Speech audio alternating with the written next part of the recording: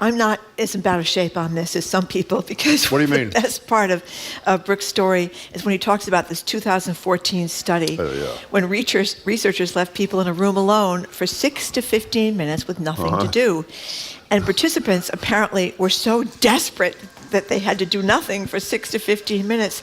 They went after any available activity, including giving themselves painful electric shocks. It's great.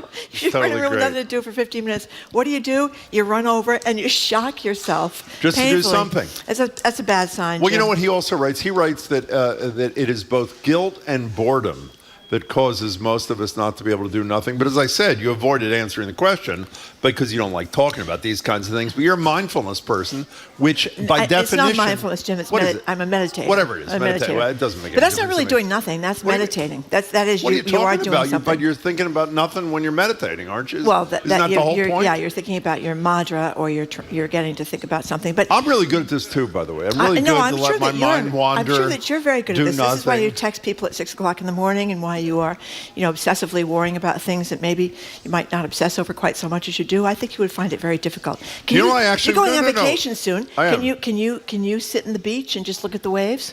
Actually, it's funny you say that. I am going on vacation soon, and what I decided I would do when I was watching the waves, thought a lot about this, is give myself electric shocks quite regularly.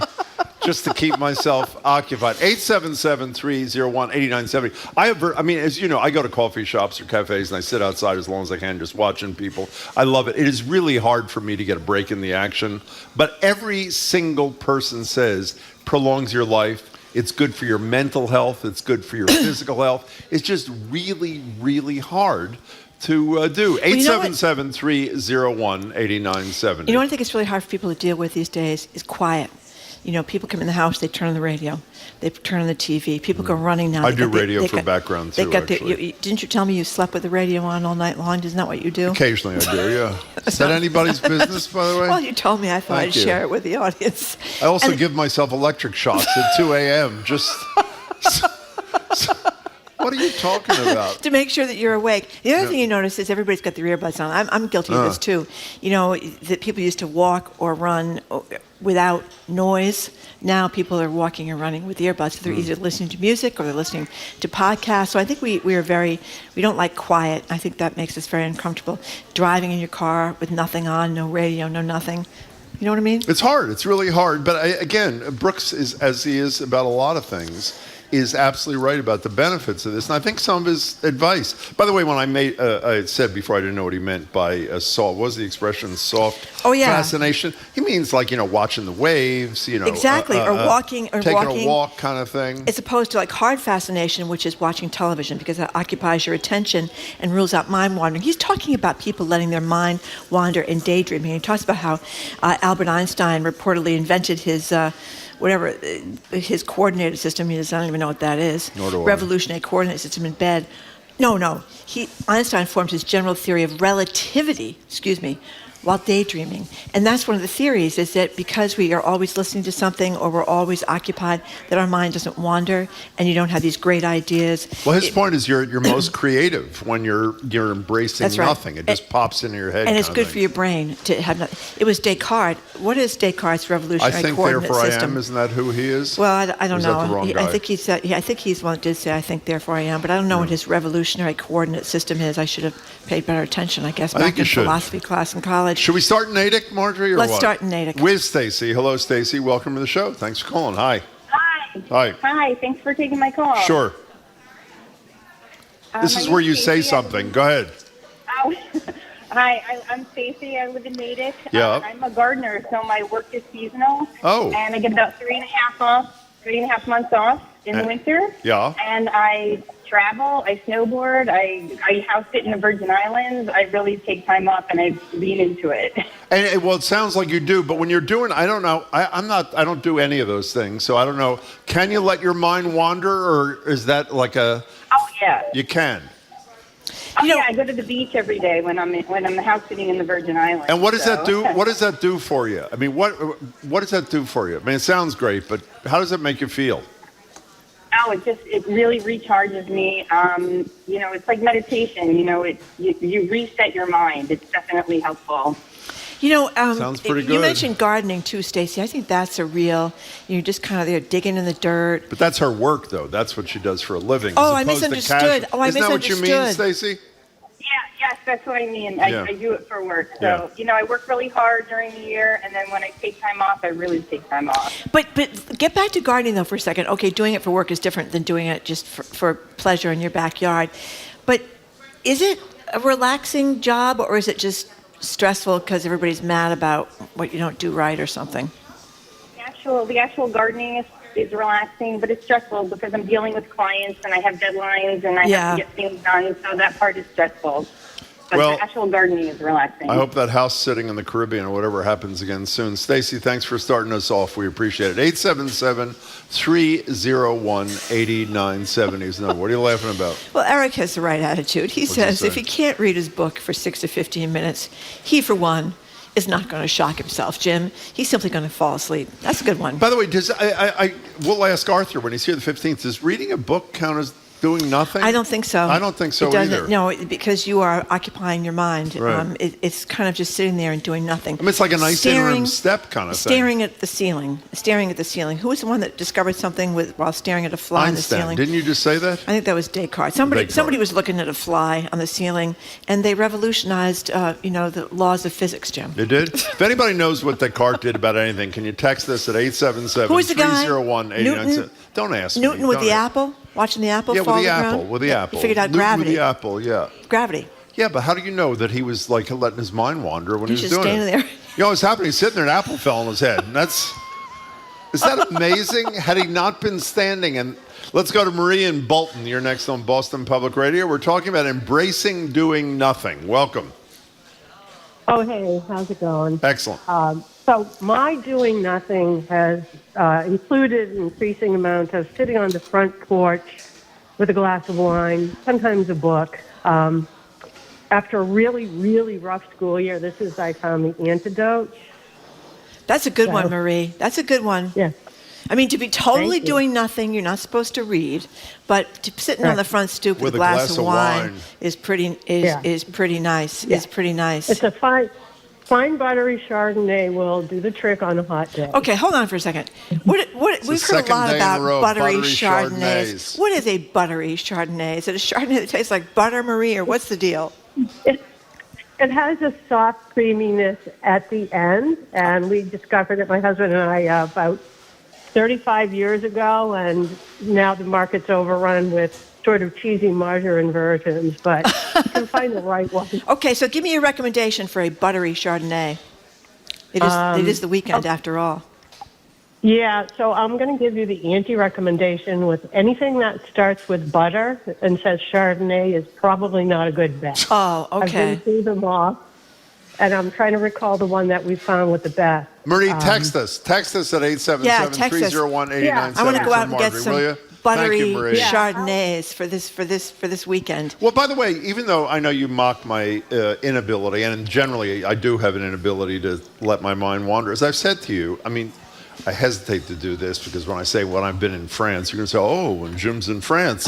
But it's not just in France. Sitting in Cambridge, there's a couple of coffee shops within 2 blocks of my house in Edmund Square. Sitting there, just watch. That counts as doing nothing, right? Just watching people while you're having a cup of coffee, even on a hot day, is spectacular. Yeah. And what's your mind doing, though, Jim?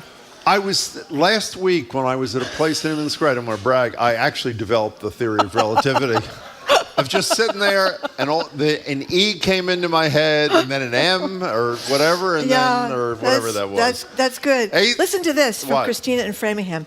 My favorite place to do absolutely nothing is lying on the hammock, looking up at the That's a good sky and the trees, and listening to the birds and crickets, and occasionally falling into a nap.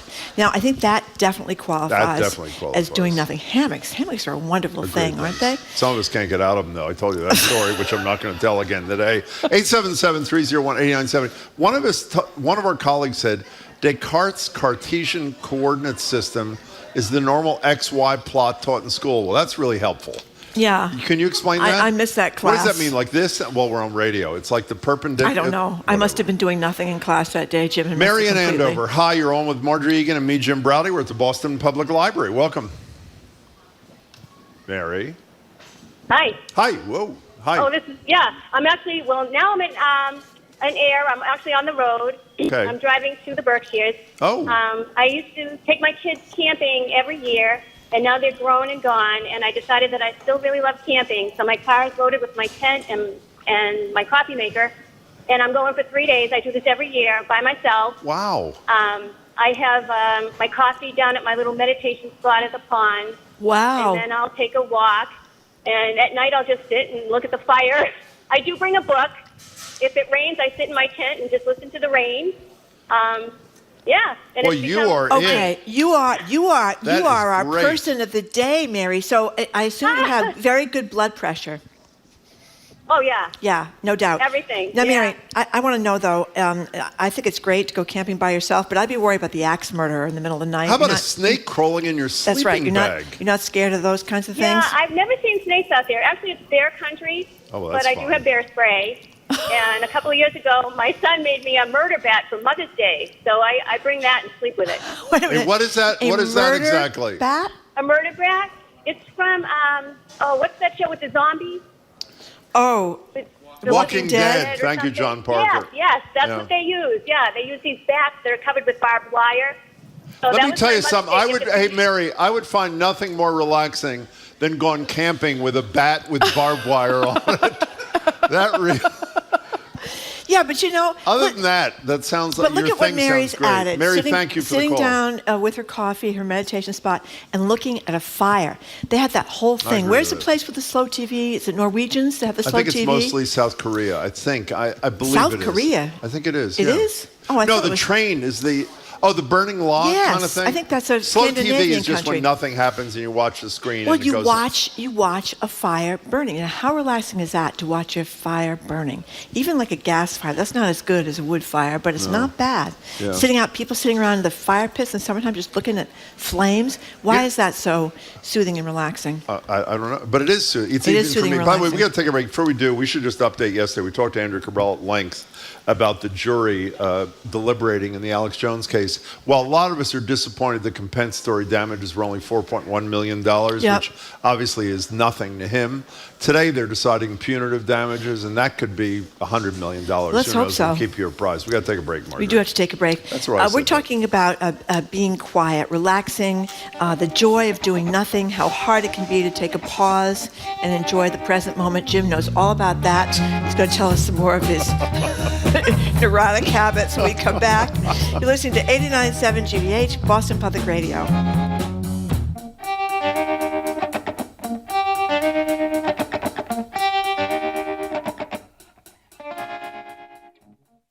Next time on The World, Afghanistan. Before its takeover by the Taliban, the world's Shirin Jafari was there. Just getting here, we had to coordinate with the Afghan security forces just to make sure that we stay safe. They sent Humvees and pickup trucks with soldiers. The collapse of Afghanistan's government and how Afghans are now living under Taliban rule.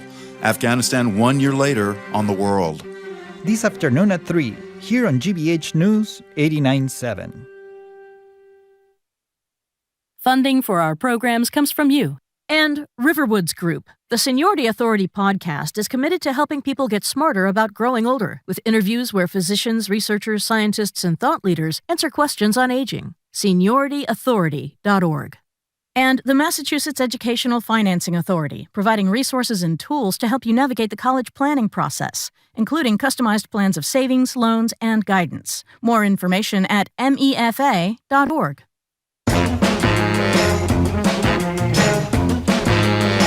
Welcome back to Boston Public Radio. Mark Regan and Jim Browdy. We're live at the Boston Public Library, streaming at youtube.com/GBH News. And if you're wondering, yes, there is air conditioning. The Bacon Brothers, as in Kevin and Michael, they're on tour singing, performing this week, and they'll join us on Zoom at noon. A little later in the show, live performances from players in the Romeo and Juliet from the Boston Lyric Opera on the Common, and some other great things coming up a little bit later in the show. Listen to this from Joanne in Lakeville. What is it? I love to open up my beehives and just watch the bees zoom around. I look at the honey they've capped and smell the spicy smell of the inside of the hive. It's the most relaxing thing. That's pretty good. I can imagine. Do you know, Wow, I know a pretty good lot one. of people who do beekeeping. Do you know, that's like I become do. a real big Yeah. thing, It's, actually. boy, we need them because bees are are that's having right. problems. Yeah, they are. And there are a lot of places that sell flowers with pesticides on them that kill the bees. Is that true? So you come home with these flowers, the bees go to pollinate, the and they're bees? killed by the...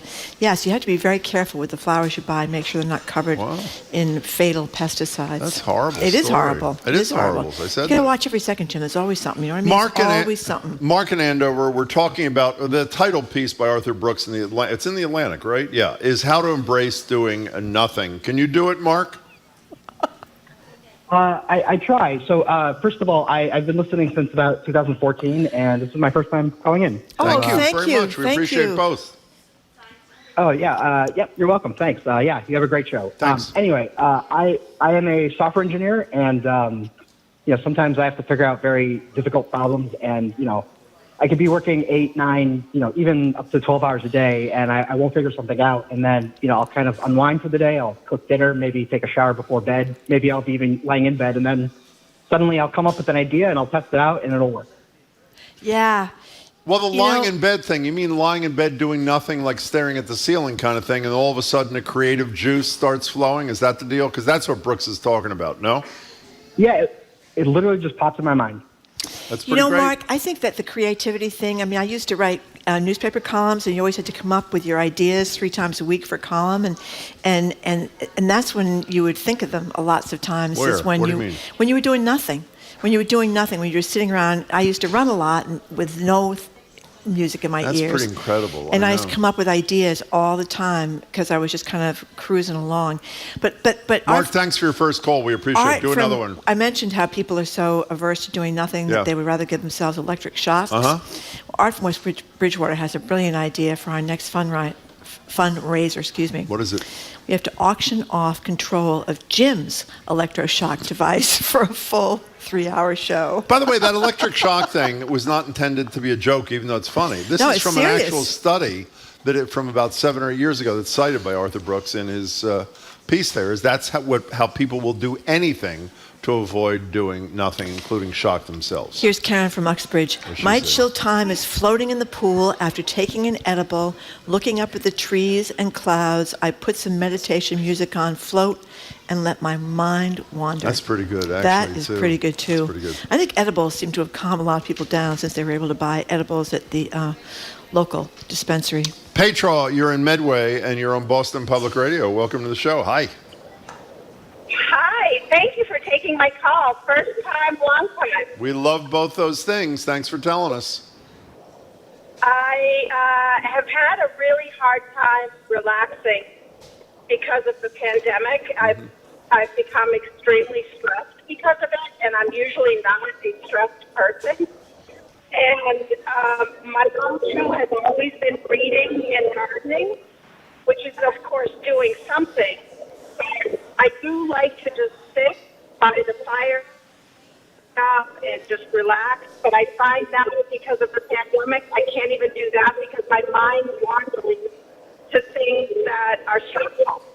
And so I don't know how to relax anymore. Boy, that's a pretty horrible story, actually. But I understand it because obviously the stress has been caused for tons of people during the pandemic. So what are you doing, Petra? I don't mean to well, you brought it up. It's a tough What are you connection. doing to try to get back to your ability to let your mind wander? Do you have tricks or exercises, or what do you do?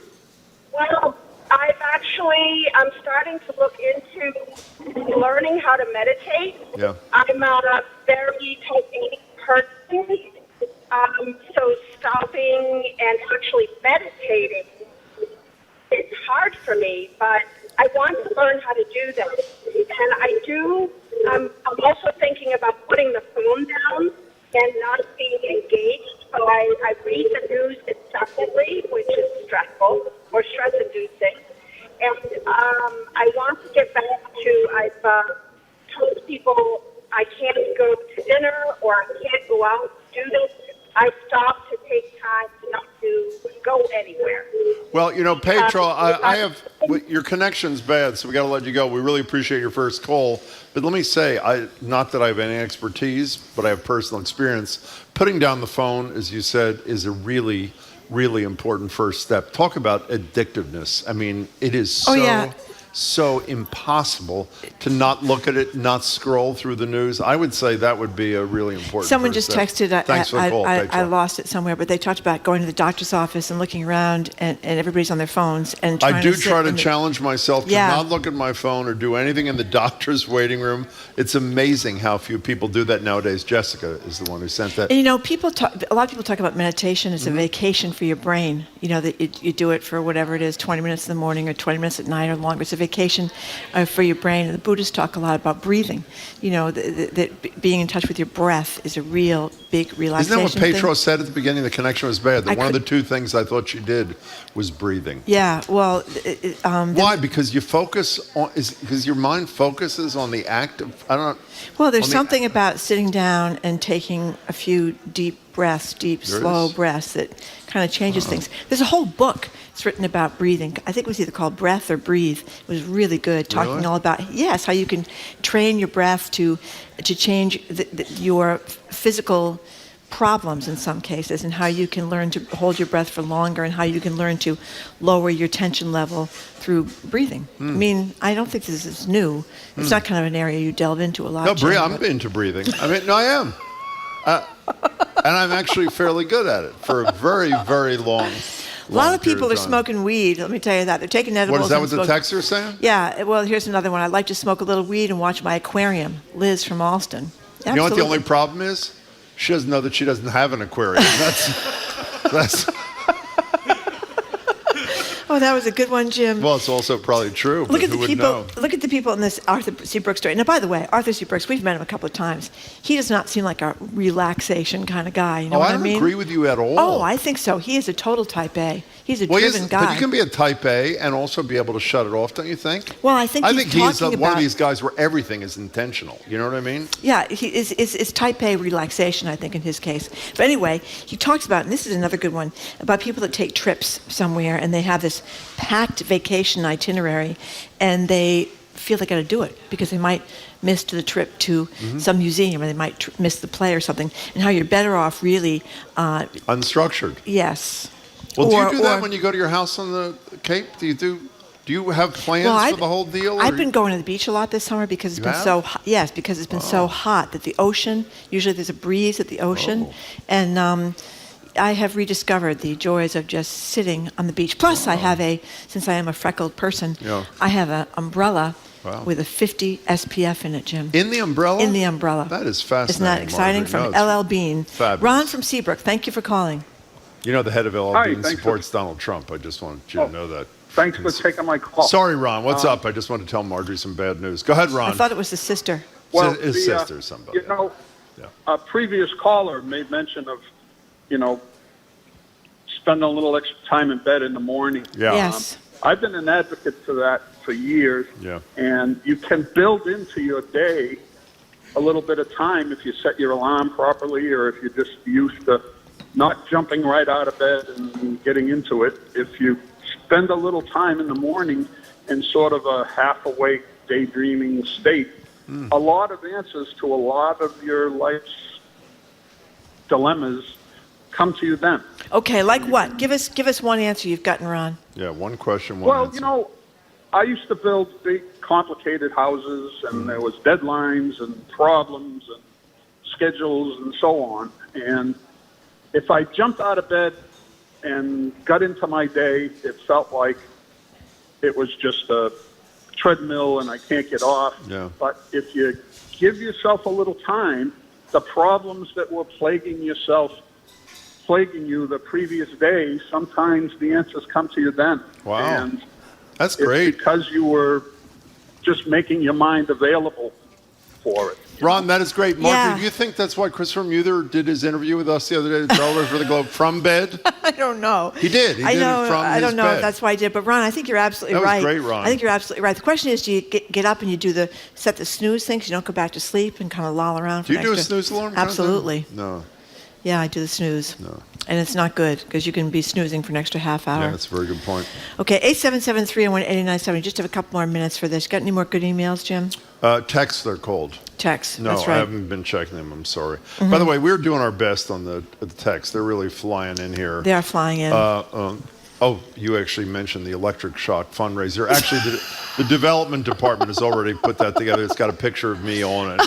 Being shocked, actually. It's really going to be quite great. Maureen from Falmouth, you're going to end this. Welcome to the show. Hi. Hi, Jim. It's nice to hear you. I met you at the library one time. Oh, great. It's nice to talk to you. What do you think of Marjorie? Not much?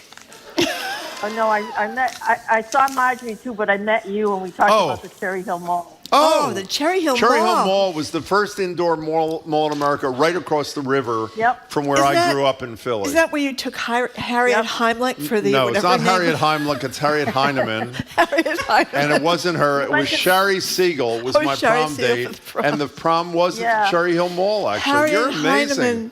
No, it wasn't Harriet Heinemann. Harriet Heinemann was the woman who threw the... Whatever. God. Okay, Maureen. She was the love of Jim's life. No, she was not. She got away No, actually, she was not. She was not. Maureen, what are you calling about again? What happened? I called about relaxation. Oh, yeah. What about it? Yeah. Say something. Well, usually I bring a book to the beach, but I forgot my book, and just sitting on Notska Beach watching the boats go by. Yeah. So relaxing. Oh, I'm with you. Maureen, it's good to talk to you again. You know what was really relaxing when I was a kid to go to the Cherry Hill Mall? That was when we were looking for a house, we said, what's to see in South Jersey after moving from Massachusetts? And they said the Cherry Hill Mall. That is unfortunately about it. Maureen, hey, it's great to talk to you again. Thanks so much for the call. Appreciate it. Okay, we are... Again, Arthur Brooks himself will be here on the 15th. Arthur C. Brooks, that's right. We'll Arthur talk C. about a lot of things, he including this. He writes a great column in The Atlantic. The Atlantic is a great magazine now. Steve Jobs' widow runs it, and she's done a great job with it. I agree. He's in there all the time about leading a happier life. It's something like that. And you can just read How to Build a Life, isn't it? How to Build a Life, whatever it is. They're great columns. You can read them online. He'll be here in person pretty soon. When did you say? Do we know when he's coming? Still the 15th. Oh, still the 15th. Okay, thank you, Jim. Thank you, Jim. Okay, coming up, we are going to talk with Michael Currier of the Mass League of Community Health Centers about the federal government's slow monkeypox response and charges for the officers involved in the 2020 death of Brianna Taylor. Michael Currier is next. You're listening to 89.7 GBH, Boston Public Radio, broadcasting live from the Boston Public Library.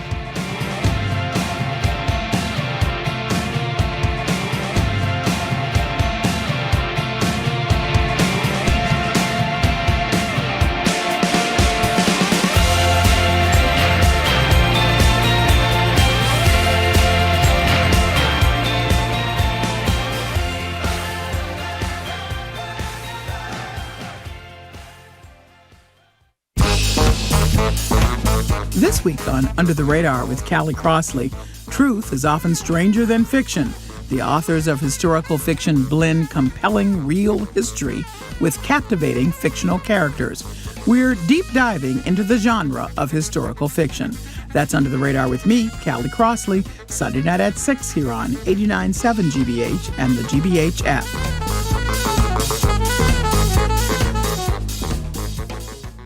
Our programs are made possible thanks to you. And Ocean State Job Lot, committed to partnering with customers to help provide brighter futures to children throughout the Northeast. Learn more at oceanstatejoblot.com. That's oceanstatejoblot.com.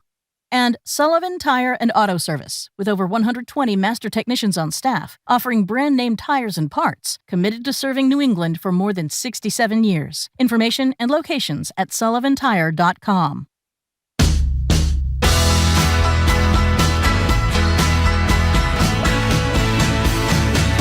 Welcome back to Boston Public Radio. Jim Brody and Marjorie Regan. We're live at the Boston Public Library, streaming at youtube.com/GBH News. Before we get to our next guest, I have to say, everybody said it was contagious. It is contagious. And by the way, we're not talking about COVID. We're talking about shutting down the T. Yesterday, we talked about the governor's announcement. They're shutting down the Orange Line for a month.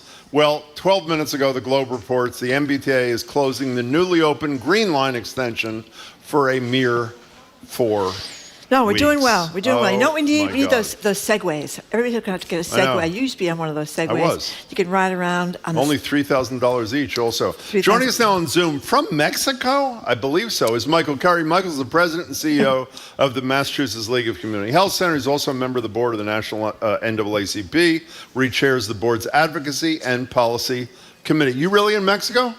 I am here in Mexico for King Boston's Amari Paris Jeffrey's wedding, which is no. Yeah, so I'm here with Amari and his bride-to-be. Wow, say congratulations to both of them. Wow. What a romantic spot for a wedding. So I have I have a question. Is it hotter in Mexico than it is in Boston? I think we're going to be, it was 97 yesterday. I'm gonna channel Beverly Scott, since you open with the T, to say it's hot as fish grease here, but it's even hotter than fish grease in Boston. She was a hot ticket. I got a crack out of her. Remember she used to say, this is not my first rodeo. Yeah. So that's congratulations. That's wonderful. That's good for them getting married in Mexico. On the beach, I assume, right? They get married on the beach? I believe it's a beach wedding. So I'll find out the actual location later on. Very nice. Well, moving to not such great news. I don't know if the Department of Health and Human Services, the federal government, blew it, but it does seem that we could have had a lot more doses of monkeypox, which has been declared a U.S. health emergency by the Biden administration, if we acted better, sooner, and more efficiently. What's the deal with the monkeypox? Yeah, we learned a lot in COVID. I mean, we always knew it, but we learned a lot in COVID, which is we don't do disasters and pandemics and outbreaks very well. And we should have learned some lessons. We should have learned that we need to have the forecasting, the predictive modeling determine how fast the disease will spread. And we didn't do that well. We had already ordered as a country the doses of vaccines that we needed for monkeypox, but didn't do what we needed to have them. I think that the term is called vialed, to have them prepared in a way that we could have them on hand when needed. And the outbreak, the proliferation of the disease happened so quickly that we were caught flat-footed as a country. And then when you think about the spread across the nation, we're talking about over 7,100 cases, places like California and Florida and Georgia and Illinois, and particularly New York, the highest, I think, of all the states, are really dealing with this disease, and Massachusetts is in that list. You say all the things we learned. I mean, when you read these stories about our lack of preparation, the good news is no one's died yet in the United States, is we don't seem to have learned enough. And speaking of what we should have learned from, I don't know if you saw this piece, was in the Globe today by Ezekiel Emanuel, who's been on our show in the past, about the course correction on COVID. And he basically says, we got to accept the fact that the American people, no matter what end of the spectrum they're on, are not ready for more masking and shutdowns and that sort of thing. So he talks about passive things that have to be done around us, like getting the air cleaner. And while this is not passive, he mentions, for example, speeding up the development of a nasal shot, which might only last for a couple of seconds, but would protect you if you're going into an environment where there are a lot of people and that sort of thing. It seems to me to be pretty sound advice and an acknowledgement of reality. But are we on the road to doing those things either, Michael, or is this more aspirational than real? Yeah, I mean, I think it's so funny. I think about being entrepreneurial in a business sense, but I think we need to be entrepreneurial in a public health sense too, right? Availing ourselves, and we're the life sciences mecca, right? When you think about it, all the businesses that we have around us that's on the cutting edge of learning about disease and about the prevention of disease. And oops. Oh my goodness. You froze. And we should. Oh, there he goes. He's back. Keep going. Do some really cutting edge work there. And I hope that we're doing it. We're investing in it. We're resourcing providers that are in that space. Michael Curry, this story I read about nursing homes by Richard Moore, who used to be a legislator who was blasting the legislature, was really upsetting considering what we learned about nursing homes during COVID, which is that many people died there, not necessarily because they were older, but because it was like a petri dish for people to get infected there. And he says in this piece, he expresses outrage over the legislature failing to act to reform care in nursing homes, and points out, I assume it's Medicaid money, that billions of dollars in Medicaid money, and correct me if that's not what it is, goes to these for-profit, investor-owned, out-of-state nursing home companies, and they're not doing what they should. Yeah, I mean, it is real. House Bill 4780 would do some of the key things that we need done, quality and safety, licensure, investing in the workforce, financial accountability, and emergency preparedness. How do we make sure that people who are living and getting care in nursing homes aren't on the front end of disease and on outbreaks or pandemics? So credit to Senator Moore, who I know very well and worked with him on health reform, that he's leading the charge to do something about it. I think we are investing a lot of money in nursing home care as a Commonwealth, as a country, so we should be holding nursing homes accountable and then hold ourselves accountable. Because, the reality is this wasn't just about the infection in the nursing home, it's about the engagement of the families when they come in the nursing home. It's about the care that the nursing home residents receive outside of the nursing home. We need to really make sure that we're, circling the wagons around our frail, senior, elderly folks that, quite frankly, bore a disproportionate the brunt of the pandemic over the last 2.5 years. Yeah, I don't know if you know, before we leave this, I don't know if you know the backstory, but the implication, even though former Senator Moore doesn't say it in these words, was that in Commonwealth Magazine? We should give credit to yes. Commonwealth Magazine, where he wrote the piece. He seems to be implying, which would not be surprising if he was, that the for-profit nursing home sector won the battle and the nursing home occupants and their families lost the battle. Is that what it was about, just sheer lobbying power on the part of the for-profit homes? Well, I'm not sure if that's really what was at the core of it, but I have the utmost respect for Senator Moore, so we're freezing a little from Mexico. Michael, he understands. Yeah, go ahead. Or not. Can you hear me? Yeah, we can now. Go ahead. Yeah. I was saying Senator Moore understands the legislature like very few, so he knows how the politics works within the building. The reality is the clock ran out, so I'm hoping that they can get this done in informal and still pass a bill. So, whether politics and money played into it, I mean, that wouldn't be anything new for politics. It just kind of par for the course. But I think the legislature still has time. If I may, since the clock ran out, you just said, Michael, since you've been in Mexico, you've not heard me rant every single day about this 5-month hiatus on the part of the legislature. I know you have strong relationships up there and you're pretty successful. I don't know if you call yourself a part-time lobbyist, but you advocate for things up there and do pretty well.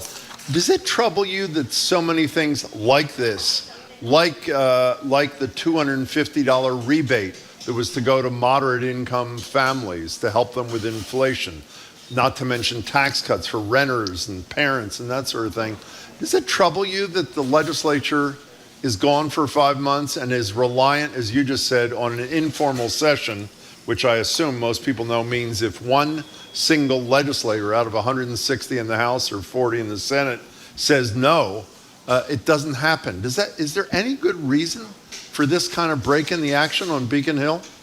Well, as you know, Jim, this is how our process works, right? I always used to tell people there's 6,000 plus bills filed every year. Much of it have really important meaning for people on Main Street and communities and businesses and sectors. And very few bills get passed in a 2-year legislative session. So the reality is this is not anything new. And we're not as divided as many other states and as the national government, the federal government, where even fewer things can get done because of the political divide. So while it frustrates me, Jim, because we leave important things on the table, I try to do the relative look at this, that there are some places where this could be worse, but we need to make sure that in a 2-year legislative session, we get to the important business of the state. And me knowing Speaker Mariano and Senate President Spilka and the 200 members that really make up the legislature, it is a challenge to make sure that we can get a lot of these bills done in that 2 years. Well, I wouldn't say correction, but clarification. You call it a 2-year session. I'd call it a 19-month session. Oh, right, exactly. Because they decide to go. We're talking to Michael Curry from a wedding or a wedding to be in Mexico. Michael Curry, tell us about Rachel Rollins, U.S. Attorney's End Hate Now hotline. Yeah, I mean, she and I've talked quite a bit about it. I think the reality is we know hate crime has been on the rise. We know it's been there, but it's been dormant. And I've said that people are unmasked, use that term, they're coming from under the sheets. People are now starting to be visible with their hatred, particularly after the last presidential leadership under Donald Trump, I'll be honest.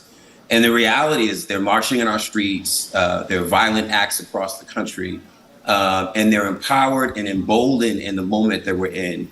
And U.S. Attorney Rollins, who I got a chance to see yesterday, is on the front lines of trying to use the U.S. Attorney's Office as a vehicle to report and engage on these issues when they show themselves. Credit to her, because not every U.S. attorney, and I would argue even some of our prior U.S. attorneys would not have done what she's doing.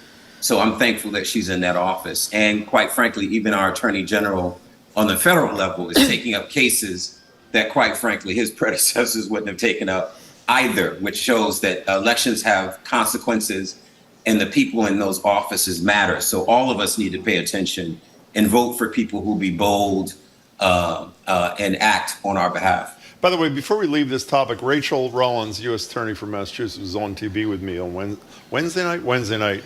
We talked about this hotline, this End Hate Now hotline. I'm going to play this in part because she gives out the number and describes what Michael was describing. Here is Rachel Rollins. What happens, Jim, is that we start saying out loud 183 End Hate Now, and we start making sure that that is something I'm saying a lot when I'm speaking in the community or with members of the media, and then people have to call, and we will be notified. I personally will get a notification when somebody leaves a voicemail message, and we're gonna field that information out to the appropriate entities as we see fit. If I can make two comments about that. By the way, the number is 183-END. Hate is H8 now, N-O-W, 183-END H8. As in hate. Now, the one other thing I want to commend her about, we've talked about this on the show and on television and in life, elected officials in the state went out of their way, as they should, to trash racism, white supremacy on the streets of Boston and beyond. But to me, at least, there was a lot of silence when it came to racism in City Hall, for example, a few miles from here in Everett. And I have to say, other than Attorney General Healy, who told us on this show when we asked her that the offending, the N-word spewing city councilor should immediately resign, and he did, and the fact that Rachel Rollins has launched a civil rights investigation about the whole issue of racism within City Hall in Everett, there's been virtual silence amongst elected officials, and I have to say it is really troubling. You can take on the Patriot Front and NSC 131, but you can't take on a city government that is allowing racism to explode. And I really commend Rollins for doing this. I think it is really important. And Jim, to that point, I always say that we like to run to the shiniest object of racism, so right? So and that is the lynching, the N-word used on a street corner and leads into some altercation across the country, when in fact white racism and white supremacy exists in society, and we have to call it out. And we have not done that, which is why it's persisted for so many generations. And I think, to your point, I agree with you, Jim, whether it's in the boardroom, the classroom, or in government, when it shows itself, I always say the saying that I love, which says, what you don't do speaks so loudly. So there's varied versions of it. But the reality is that some people's silence and their inaction is deafening. And I think that's interesting. I agree. And good for Rollins. We'll continue to stay on that. Let's talk about this Brianna Taylor situation with the Justice Department for cops. People may remember she was 26 years old, medical worker. She's just sleeping in her apartment when these cops burst through the door, and one of them fires 10 shots. What's the update? Yeah, well, now they've charged some officers in this case for the things that we know that often happens in law enforcement: fabrication, lies, false evidence, the things that you and I and the three of us have always talked about that happens in law enforcement, because we overly defer to law enforcement. We don't hold them accountable in the ways that we should, and we give extreme deference. And this case is a great example of that. Now the officers are being held accountable for falsifying records, unlawful entry into Brianna Taylor's home, which led to her unfortunate and unlawful killing of this young. We're waiting to get Michael back, but apparently two of the officers knew that the warrant used was false and misleading. That allowed the entry, and out of date. And that just seems, if you know a warrant is false and misleading and out of date, then what are you doing bursting through the door, you know? Yeah, and I think to that point, that's not new. I think we have to detach ourselves from these things being isolated. The threshold to getting a warrant in this country has always been pretty low, and officers can fabricate and falsify and exaggerate and get entry into our homes. And it should matter when it's in a neighborhood of color, like it should matter when it's a predominantly white neighborhood. You know, I want to say one more thing about this. We were pretty critical of Merrick Garland for the slow pace, which he has embraced until recently on the Donald Trump and his allies front. But good for him here, because for those who don't remember the state prosecution, correct me if I'm wrong, Michael, no one was prosecuted. No police officer was prosecuted for killing Brianna Taylor. One police officer was prosecuted, and he was exonerated, if I remember correctly, for shooting through the wall and putting the next door neighbor at risk. Nothing about Taylor herself, who was executed. And, it doesn't make up for that decision in Kentucky. But good for Garland for taking this up. The civil rights trial is a significant thing. And obviously, if you heard her mother last night, which I'm sure all of us did on television, saying, we had to wait 800 and whatever it is, 57 days for the beginning of justice, you realize how much it means to the people who loved her. Michael, this isn't really in your wheelhouse. It wasn't on your list today, but I'm going to ask you anyway, because the Alex Jones trial has been going on, and people know he's this InfoWars guy, lied about Sandy Hook, said it was made up, it was fake. He lied about the Parkland shooting. He sells all these, be a virile man products on his show and stuff, and he's as wide as a refrigerator. Weapons, yeah. And he's got millions of people that follow him and buy his products and stuff. Putting on your NAACP hat there for a second, what's going on with that? Is that insecure men who want to buy guns and get virility pills that Jim used to hawk over at our previous station? I did not, but okay. I knew you'd throw that in. Yeah, I mean, because he is hugely popular. Yeah. I mean, nuts have a stage, right? Yeah. A nut had a stage in the presidency, and a nut has a stage in social media.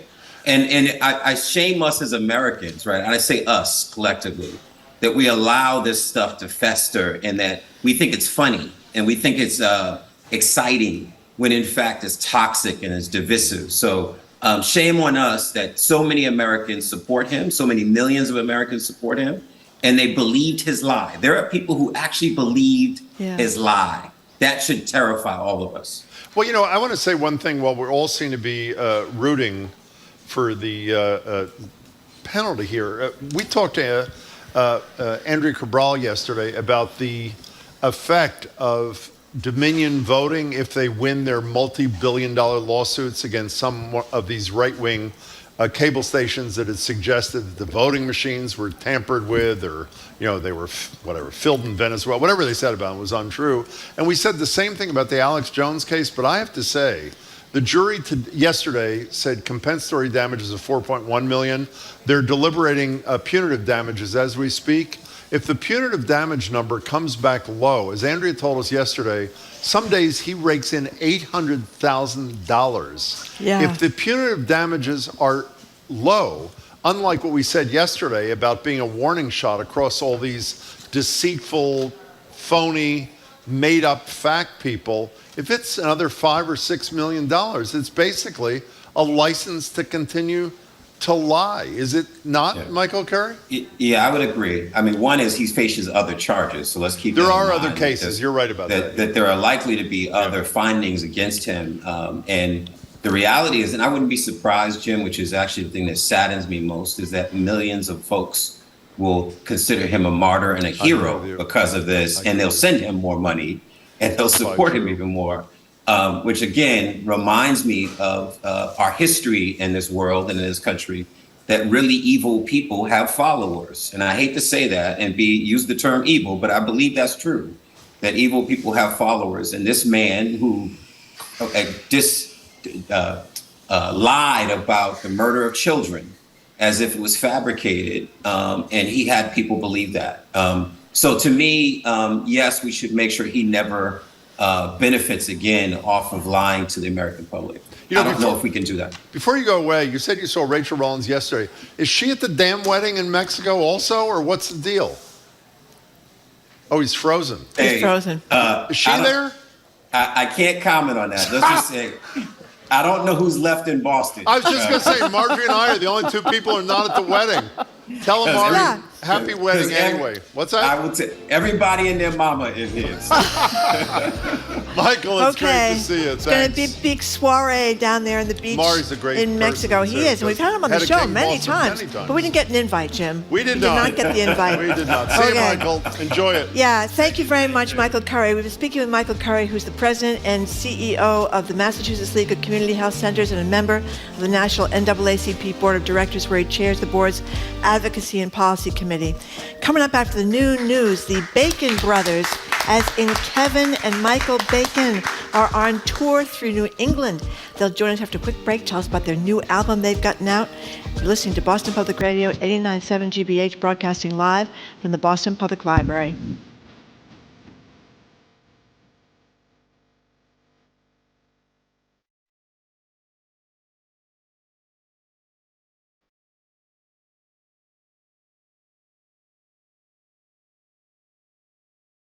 It's not over yet. More smart conversation about community issues is up ahead with Jim Brady and Marjorie Egan on Boston Public Radio. Right after a news update from NPR. Stay with us here on GBH 89.7. Support for our programs comes from you and Narrows Center for the Arts on the waterfront in Fall River, featuring Amy Helm on Friday, August 12th at 8. Dedicated to music that matters, art that inspires, and commitment to community. narrowscenter.org. The judges are in for some heartfelt food as the 4 remaining cooks prepare 2 dishes inspired by their friends and families. That's coming up on The Great American Recipe, tonight at 9 on GBH2. Trusted, local news. This is 89.7 WGBH, WGBH HD1 Boston, online at gbhnews.org. Boston's local NPR. Ahead on Boston Public Radio, live at the Boston Public Library, actor Kevin Bacon and his brother, composer Michael Bacon, both of whom have GBH connections, are on tour with their band in Massachusetts. It's called the Bacon Brothers. They'll zoom into the Boston Public Library to talk about their musical projects. Then it's Irene Li of Mei Mei Dumplings. She ranks some of her favorite outdoor patios in Boston and highlights BIPOC women in the local farmers market scene. Boston Globe business columnist Shirley Leung on chaos at the MBTA and Vice President Kamala Harris' first visit to Boston.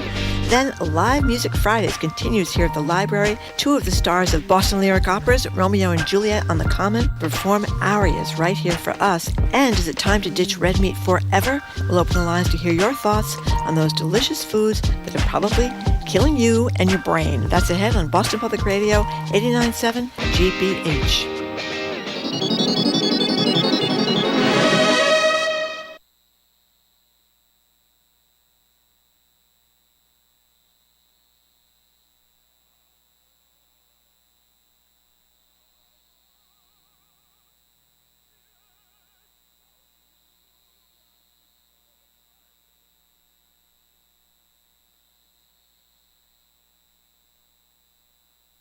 has fallen to 3.5%, the lowest level since early in the coronavirus pandemic. Senate Democrats are preparing to take up a big reconciliation bill that deals with climate, health care, and taxes. NPR's Barbara Sprunt reports the bill's fate was in question until one senator announced her support. Senator Kyrsten Sinema, a centrist Democrat from Arizona, had been radio silent on this legislation, which includes $300 billion in deficit reduction and nearly $370 billion in energy and climate spending provisions. There were reports that she was concerned about a carried interest tax provision, but late last night, she, along with Senate Majority Leader Chuck Schumer, said there's an agreement. The Senate plans to begin the process of reconciliation this weekend. That will allow them to pass this legislation with a simple majority without any Republican support. The process could take several days. Barbara Sprunt, NPR News, Washington. Monkeypox has been declared a federal public health emergency. The announcement coming With cases on the rise in the U.S. to over 7,000, NPR's Ping Wong reports a move frees up funds and resources now for the national response. Monkeypox cases are climbing rapidly, and while testing has improved, access to vaccines, treatments, and information on who they're getting to is limited. Robert Fenton, the White House's monkeypox response coordinator, says the declaration will help. This public health emergency will allow us to explore additional strategies to get vaccines and treatments more quickly out to the impacted communities. And it will allow us to get more data from jurisdictions. So far, the administration has made 1.1 million vaccine doses available, but that's only enough to cover half the population at highest risk. The FDA says they're exploring a strategy called dose sparing, where smaller vaccine doses are injected into the skin to stretch the existing supply. Ping Huang, NPR News. In Northern California, firefighters are bracing for more extreme hot weather as they try to continue digging containment lines around the McKinney fire. NPR's Kirk Sigler reports a fire burning near the Oregon state line has destroyed homes and killed 4 people. There was a brief reprieve in the weather with a good deal of rain falling on parts of the footprint of this fire, but ironically, according to fire managers, it may have done more harm than good. 3 inches of rain fell in an hour at one point. It caused debris flows and mudslides and generally dangerous firefighting conditions. What's really needed to slow this fire down is a steady rain over the course of several days, which is not at all in the forecast. That's NPR's Kirk Sigler reporting. You're listening to NPR News. Good afternoon from the GBH Radio Newsroom in Boston. I'm Craig Lamolt. The MBTA has announced there will be a 3-month delay in the opening of the Medford branch of the Green Line extension. Originally scheduled to be brought online later this month, the Medford branch is now anticipated to be operational in late November. Also, temporary shuttle buses will replace Green Line Union Branch service between Government Center and Union Square stations in both directions from Monday, August 22nd through Sunday, September 18th. The MBTA says this will allow necessary additional work and retesting of the Medford branch's power systems. They say the diversion in service is also necessary to allow for continued work at the private Government Center garage project. This follows the MBTA's 30-day shutdown of the Orange Line announced earlier this week. A proposal to bring back happy hour in Massachusetts appears to be dead for now. Supporters bringing it back say it's something younger adults want and would revitalize downtowns. But Steve Clark with the Massachusetts Restaurant Association says he's fine with the ban in place. He says restaurants have much bigger concerns like inflation, supply chain problems, and hiring. They are painstakingly going through the process of raising prices to cover their costs. Now they're being told or asked or demanding that their prices get lowered. It's not a sustainable business model for restaurants long term. A bill to allow happy hours again stalled at the end of the legislative session. The Red Sox lost to the Royals last night 7-3. They get another chance tonight at 8 in Kansas City. A chance of showers today, maybe some thunderstorms this afternoon with a high near 95. Support for NPR comes from NPR stations. Other contributors include Fisher Investments. Fisher Investments is a fiduciary, which means they always put clients' interests first. Fisher Investments, clearly different money management. Investing in securities involves the risk of loss. I'm Craig Lamolt. For more original reporting, visit gbhnews.org.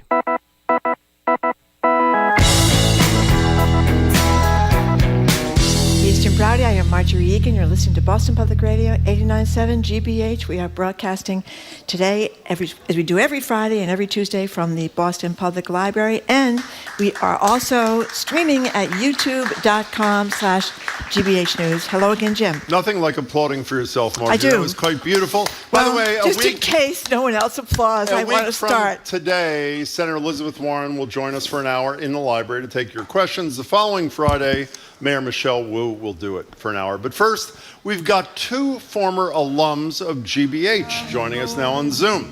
Kevin and Michael Bacon formed the Bacon Brothers musical duo. They're currently on tour promoting their latest batch of songs, Colorado. The one you're just hearing is called Karaoke Town. They're in New England all weekend at the Great Cabot Theater on Sunday. We'll tell you how to get tickets in a minute. Michael's an Emmy Award-winning film and television composer. Kevin's an actor, currently starring in Showtime's Season 3 of City on a Hill. New thriller coming out, I think today, They, Them on Peacock. 2 Philly boys, I should say. Michael and Kevin, it's great to have you here. Thanks so much for giving us your time. for having us. Yeah, thank you. Thank you. Thank you very much for being here, and thank you for this album. I absolutely loved it. I love karaoke time. Never done it, but now I think I maybe should go out and try it for myself. But let's start, you guys, with the dreaded local angle of GBH. You've both got a history here. Michael, let's start with you. You're a big award winner here. Yeah, when I first came to New York in the 80s, I thought I would be singing and writing jingles, but I got a call from the amazing producer David Rubin, who's done tons and tons of American Experiences, and I started with that, and I was just checking my IMDb page, and it says I've done 41 episodes of American Experience. I'm very proud of that. Whoa. Wow. And I have to say, Kevin, I didn't know till this morning that Lemon Sky was a GBH deal as well. Yeah, Lemon Sky was GBH. It was directed by Jane Eagleson, a long-time Boston dude, and that's where I met my wife, actually. We were cast in this filmed version of the play Lemon Sky, and Lemon Sky was being performed off Broadway, and Jan had come up with the idea to film it as sort of like a film theater, and both Jeff Daniels and Cynthia Nixon, who were doing the parts that Kira and I didn't want to do it, and so we got there sloppy seconds, and that's how we met. That's, before one more dreaded sort of local language. I'm a kid from Philadelphia. I knew you were both from Philadelphia, but Mike, I did not know, Michael, you went to Central High School, the 224th class. Did we just lose Michael? No, I'm here.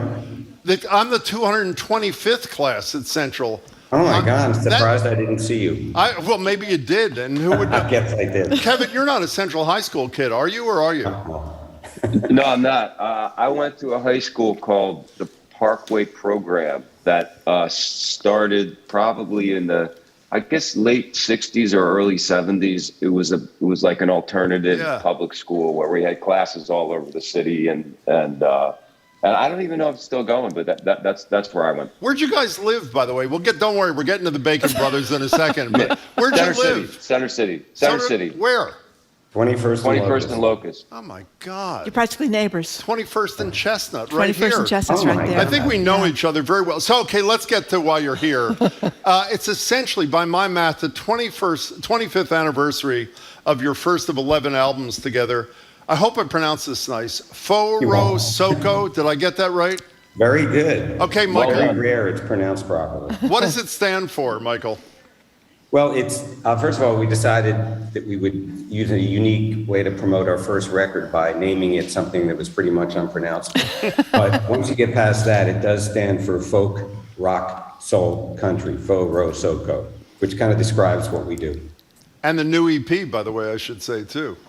Yeah, I was reading about you guys, obviously, before in preparation for talking to you today, and somebody talked about your parents with the huge speakers in the kitchen when you were kids growing up. Yeah. But it was like music, all kinds of music all through the house all the time. Yeah, well, our father was trained as an architect. He ended up doing his career in city planning, but in the late 40s, he remodeled this little crazy 5-story house that 6 of us were raised. And the kitchen had a speaker soffit and an 18-inch Jensen subwoofer horn and an Altec Lansing horn. And then you controlled it all from the living room about 40, 50 feet away. So when I would fall asleep on the second floor, wafting up would be the Philadelphia Orchestra or Broadway shows or world music or folk music. And I went to sleep every night with beauty, and that's my source in my musical life, and I give our parents total credit for that. We're talking to Michael and Kevin Bacon, the Bacon Brothers. Michael looks like he's sitting in a stairway at GBH, by the way. I don't know where he is, but it seems like that. I'll have to explain that at a later time. I hope so. One of those so, things. Kevin, how does this coming together of the two of you, 11 CDs or EPs or whatever you want to call it, in 25, is it when there's a break in the action for you two, when the spirit moves you? What causes this to happen? What causes it to happen is that we write songs. I mean, it's really a writing-based band. Which is probably why, if you listen to the music or if you go to a show, there's a pretty wide range of kind of material that we do, and hence the name folk rock soul country.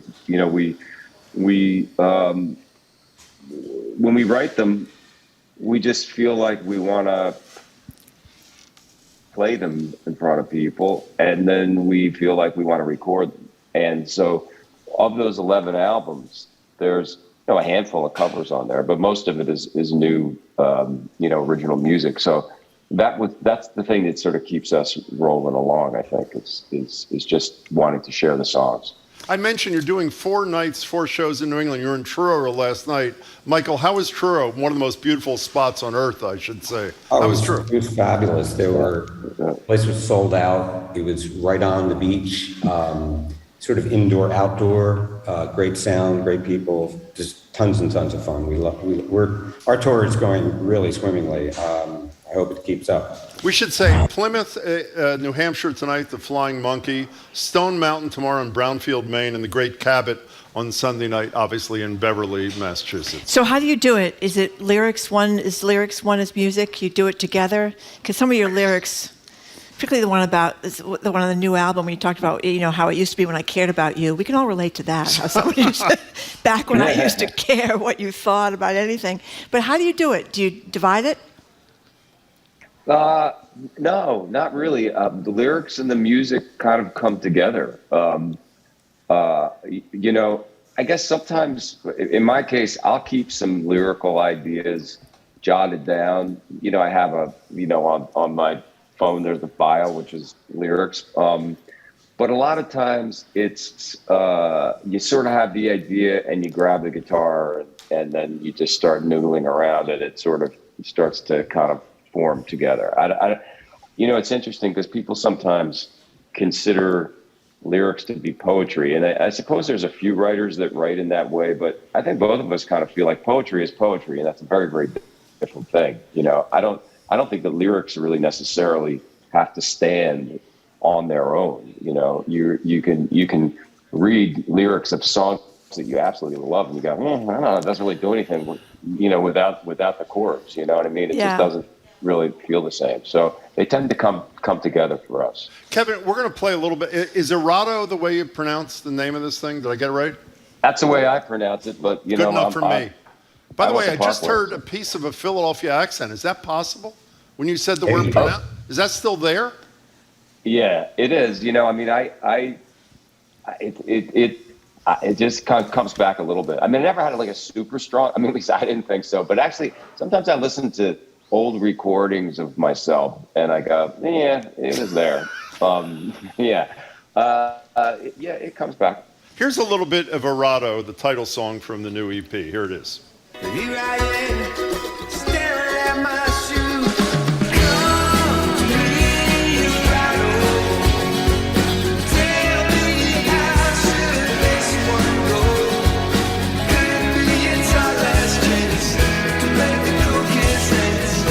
Send me lightning in the bottle. So that's Errato, title song from the new EP. And by the way, this whole Foro Soko deal, as I said before, really, at least in my opinion, applies to these 5 songs, each of which is incredibly different. Michael, to you for a second, and then Kevin, the same thing. The vast majority of what you do, you compose, your brother acts, are without human beings watching you do this. They're human beings, your coworkers. How weird is it being on a stage with live people watching you do your thing? Yeah, well, I can assure you that being a film composer is a very solitary endeavor. You sit in front of your computer and your keyboards and your instruments, and then you send over what you've done to your clients, and nobody sits in the same room anymore.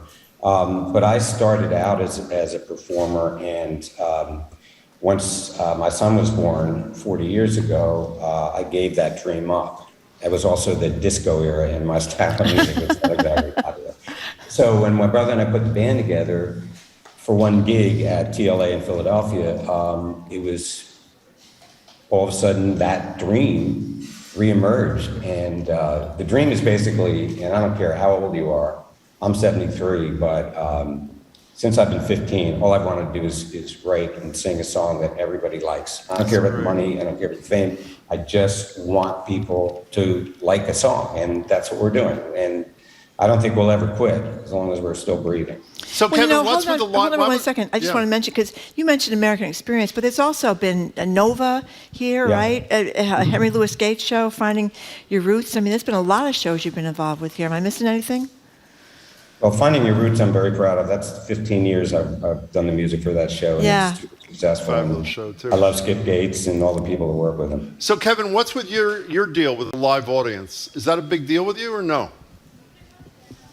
Well, I mean, I started out as a stage actor. I did a lot of theater when I was first moved to New York. In a weird kind of way, the band has sort of taken up the live part of my life. I think it's really important, actually, to get out and do things in front of people, because you need butterflies in the way that when you create, and I'm so at home on a film or television set.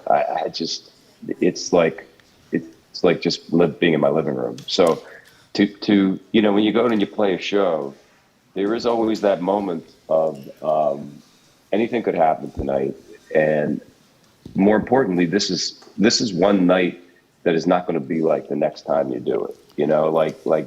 Like last night was. It was a specific kind of thing. It was a specific show. We just shared it with that group of people, and that's it. It's done. There's something about that that's kind of magical, I think. You talk about the Philadelphia accent, Kevin Bacon. I stupidly thought you were from Boston, because every time I see a Boston film, there you are. If it's not like Mystic River, Black Mass, City on a Hill, I mean, which I love. Yeah. Because I was a reporter for many years, covered the Charles Stewart case, covered Whitey Bulger, covered John Conley. I mean, tell people that haven't tuned into Showtime, because I know the third season is starting, a little bit about, City on a Hill, that is us. Yeah, it is. Well, I mean, you covered that moment in the 90s that the show was kind of based on the Boston Miracle.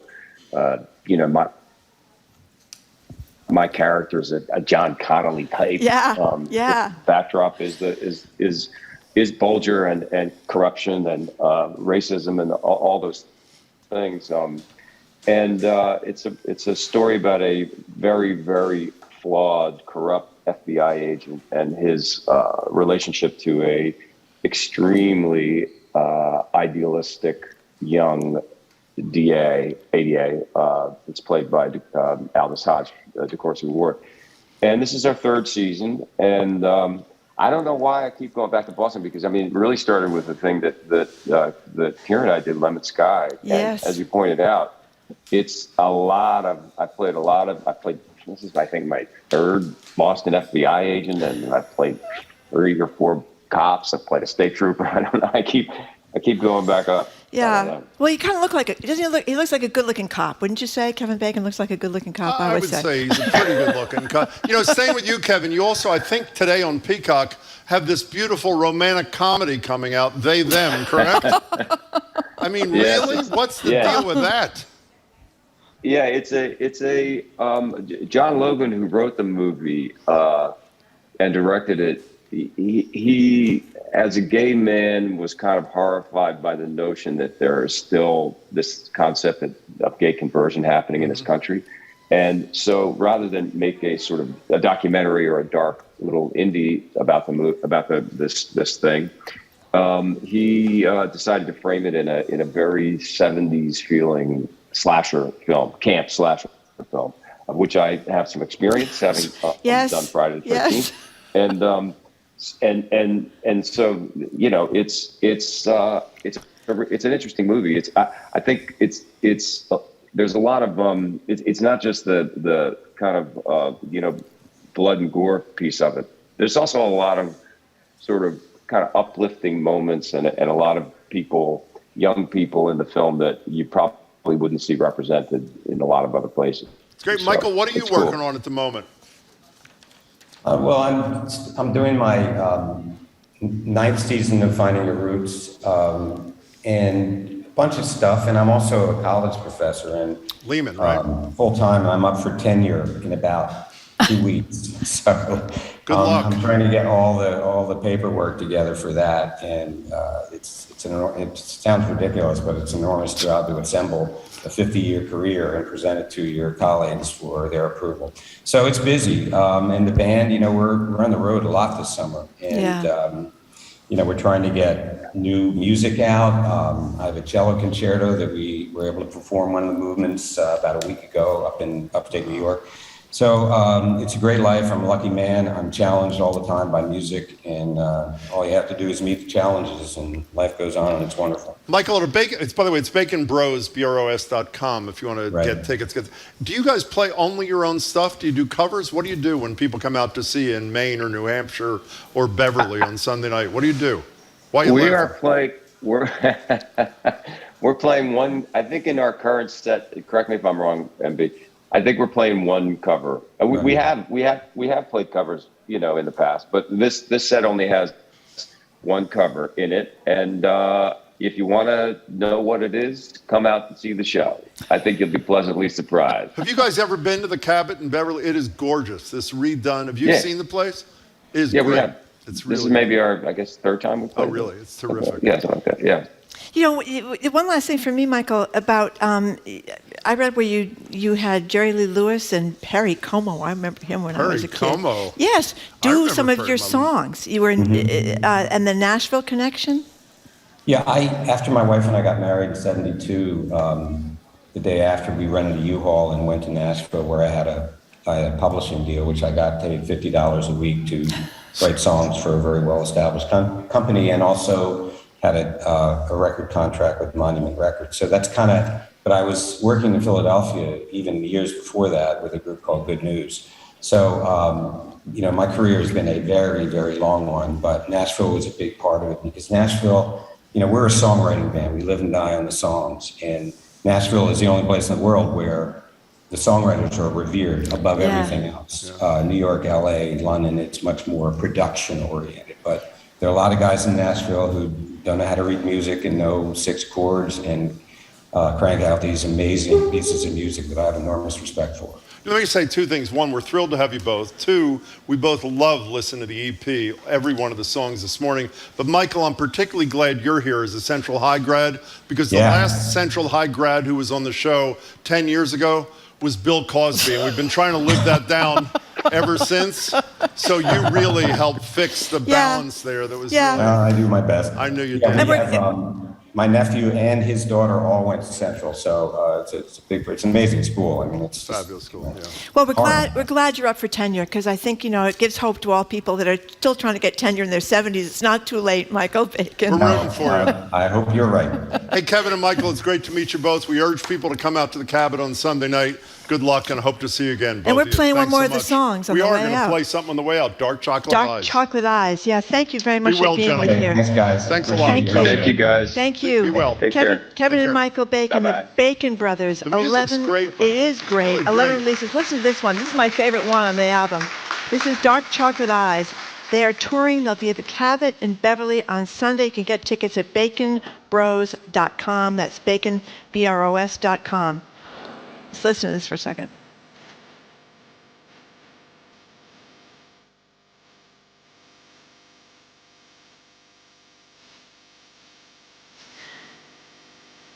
Coming up, James Beard Award-winning chef Irene Li joins us from her favorite outdoor patios in the Boston area in her review of a new show that's really a big hit on Hulu. You're listening to Boston Public Radio, 89.7 GBH. We are broadcasting from the Boston Public Library.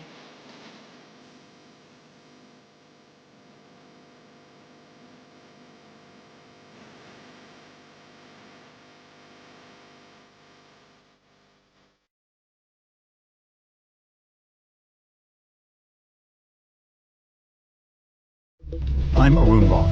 Coming up on GBH's All Things Considered, the Orange Line being replaced by shuttle buses and commuter rail trains for 30 days later this month could mean a big burden for riders with disabilities. After months of pressure to keep it from closing, the North Shore Birth Center in Beverly will stay open for now. And Amazon is buying Bedford-based iRobot, maker of the Roomba. Those stories and all the day's news starting at 4 on GBH's All Things Considered. Support for GBH comes from you and Little Leaf Farms, committed to transforming the way food is grown in New England. Fresh lettuce harvested daily in Massachusetts all year round. It's the local lettuce locals love. Learn more at littleleaffarms.com. And Legal Seafoods. You can visit their newly renovated location in Kendall Square, Cambridge. Now open Monday through Saturday for lunch and dinner. Reservations available at legalseafoods.com. If it isn't fresh, it isn't legal.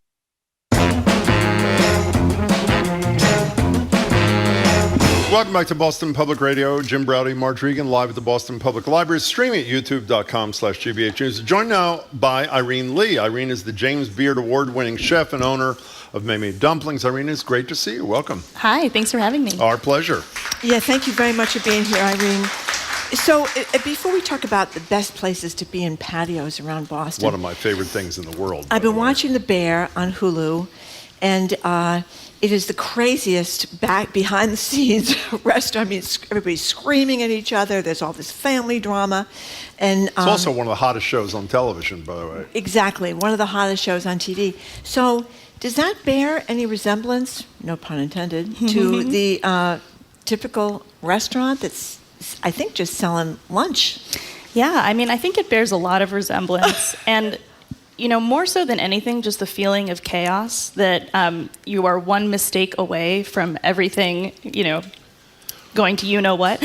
And, having run a family-owned business, certainly there's always drama from outside the business coming in and pervading, the culture and the vibe there. And then, of course, my husband looks just like Jeremy Allen White. So there you go. There you go. Well, he's a fairly good-looking guy. Fairly good-looking guy. But there's also the contrast between the main guy's previous job at some fancy-dancy restaurant where they're obsessing over making reductions of plum juice or whatever it is, and the head chef screaming at him in a horrible kind of way. Yeah, Joel McHale makes that cameo, and it is intense. And I think more so than anything, it's in a dream or a flashback. I think a lot of people who work in restaurants, even if no one is screaming at them, they have that voice inside their own head. I'm sorry, I'm only laughing because you mentioned Joel McHale. Many years ago, I agreed, much to my... I made a mistake because it's really hard. I was on a roast panel. One of those roast things where you roast somebody. And it was Ernie Bach Jr. And Joel McHale was the MC.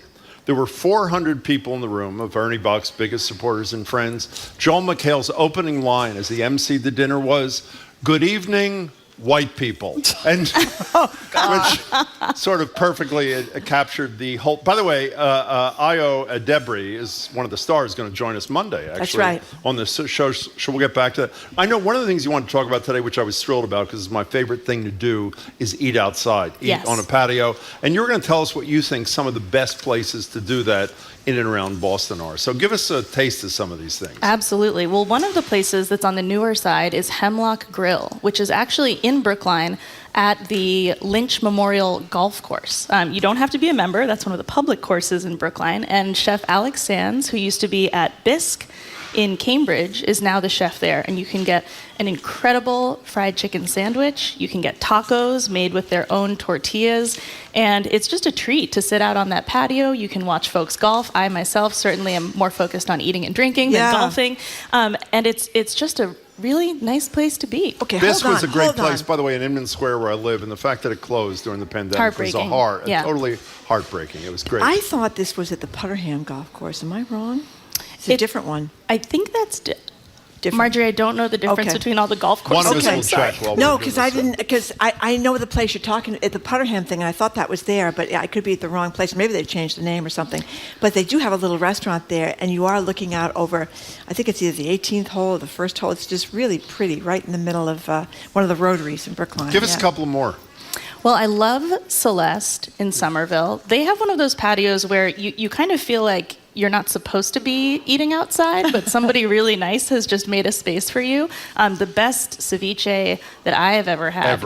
Great to see Peruvian food more and more represented in Boston. Plus, they opened La Royale, which is in Cambridge, and they have this incredible spot in Vermont called Esmeralda, which is sort of like an immersive farm and dining experience. This is Juanma Calderon and Maria Rondeau, who are fabulous. And Celeste, which is a tiny little place also within a mile of where I live, it's in Union Square, I love the outside there, which is right in the middle of the street, which I sort of love. When they started shutting down the streets in the middle of the pandemic. It's a tiny little restaurant that won like one of the best restaurants in America just literally months after it opened a few years ago, and it's spectacular. The only thing about that is, and I love eating there, and I love the place.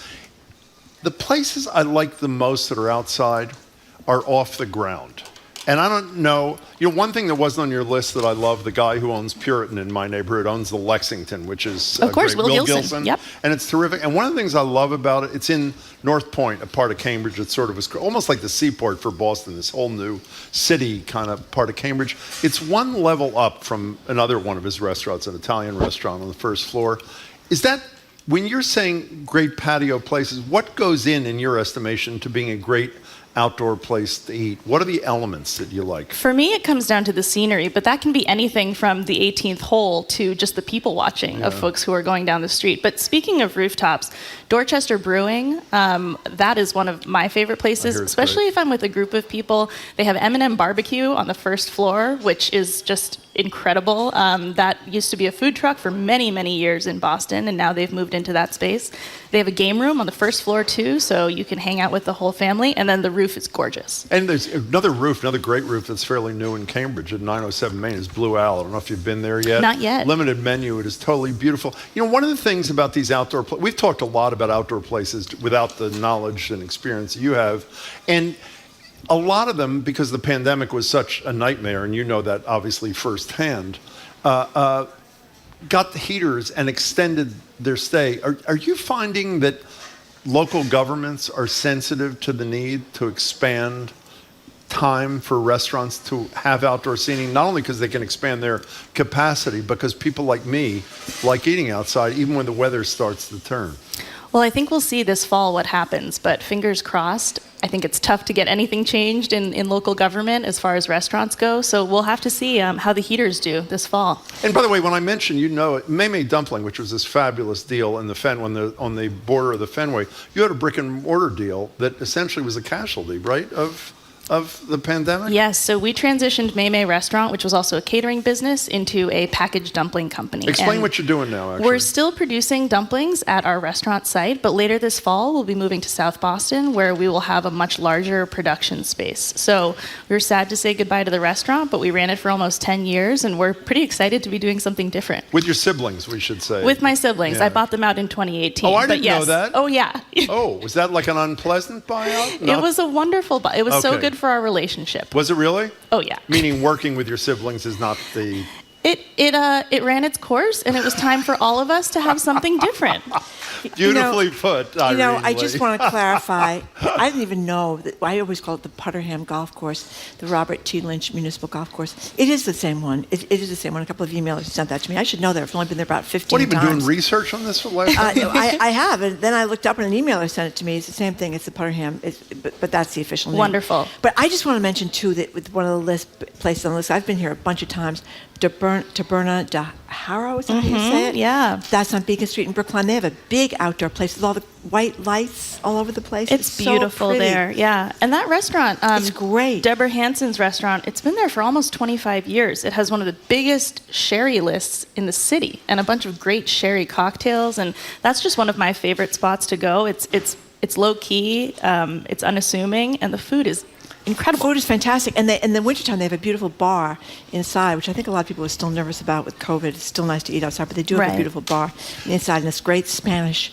wine list. Not that I know anything about Spanish wine or any wine for that matter. Maybe Irene knows about buttery Chardonnays. We were talking about. Why don't you broach it with us, since we've had two callers in 2 days? Do you know the name of a good buttery Chardonnay? Do you know anything about wine? I know almost nothing about wine because my husband knows about wine, and so I've avoided learning anything. He's probably at home listening right now. We'll see if he texts me. But 877-301-8970 he can text us. Text to us. Perfect. Buttery Chardonnay recommendation. Yeah, Irene, we talked to you after you won the James Beard leadership thing, right? Youngest person ever. People like Michelle Obama have won. I mean, it's a very big deal, and in part, it's because you are yet another young person in the industry who, while working on the food side of things brilliantly, has done a million things to help our neighbors. Talk about some of the projects that were recognized and some of the work that you, Tracy Chang from Pago, who we've had on the show, have been doing. Tell us about some of those things. One of the big projects during the pandemic was creating Project Restore Us, which is an organization that raises money to deliver culturally appropriate groceries to working families, immigrant families, frontline workers.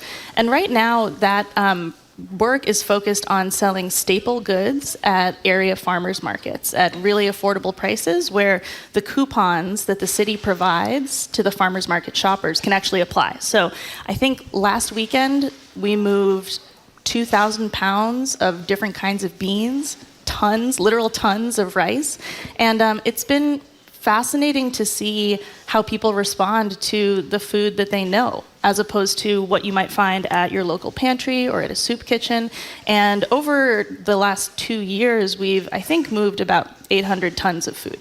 And this was Wow. a lifeline for a lot of people during the pandemic, was it not? It was. A lot of folks, they don't have cars, they can't get to the grocery store, and if they do get there, they can't buy a 50-pound bag of rice. And so we were delivering staples in bulk and leveraging the wholesale supply chain rather than the sort of grocery store supply chain for that. We're talking And Irene Li from Mei Mei Dumplings. How do you move 800 tons of food? How does Slowly. that happen? With a lot of very generous volunteers Yeah. who can find us online at projectrestoreus.org if they want to help us staff a farmer's market. But really, it was a time, especially towards the beginning of the pandemic, where people were not really able to get out of the house. And so for them to be able to drive a route, dropping off groceries, seeing a little bit of the outdoors, having very, very limited social interaction, but feeling like they were doing something good for a neighbor, that was what motivated a lot of people to get involved. What's this prep shift thing that you're doing too? Yeah, so Prep Shift is my tech project. I have two co-founders. We were part of a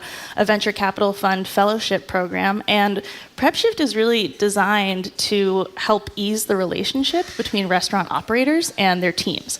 Like in the Bear, I was just going to say, right. there is so much chaos. And if you're thinking about the Bear, Sydney's first day, she doesn't know where anything is. She doesn't have any idea what's going on. I know. And he wants her to take over. Exactly. Yeah. How horrifying, right? Horrifying. And so we have set up a bunch of different learning modules to support really strong orientation for the restaurants, as well as the employee handbook that contains all of the compliance stuff, which is the least sexy thing, but it is the foundation that these relationships are built on, your legal rights and obligations to one another. In the Bear, everybody calls everybody else chef, chef, chef, chef, chef. What's that about?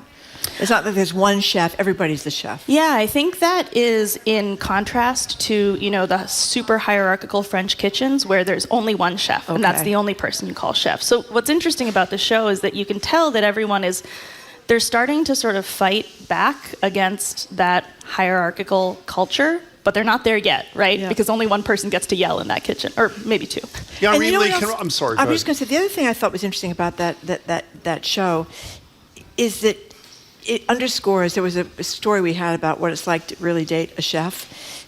It underscores the time. I mean, restaurants have run traditionally, and maybe it's different now after the pandemic, but people are putting in incredible hours at restaurants, and you know all about that. Why is that? Because the work is never done. You never get to kind of close a project and finish it. And if you've had a great day and you've sold all the food, you're looking at an empty walk-in and you have to do it all again. In addition to that, I think for so many chefs, the work is so personal that to not put every bit of yourself into it seems crazy. Well, also, with profit margins as low as they are in restaurants, that also causes you to do more things yourself or with Absolutely. limited workforce. I want to stay on this prep shift thing for a minute, and correct me if I'm wrong. The thing that, while a wonderful and obviously needed a thing in an industry that is, as we've learned through the years, from the Anthony Bourdains to you to whatever else, how tough it is, it seems to me that the people who would be most interested in participating in something like this are the people who least need it. Meaning, if you're you're nodding in agreement. So isn't that, how do you circumvent that problem?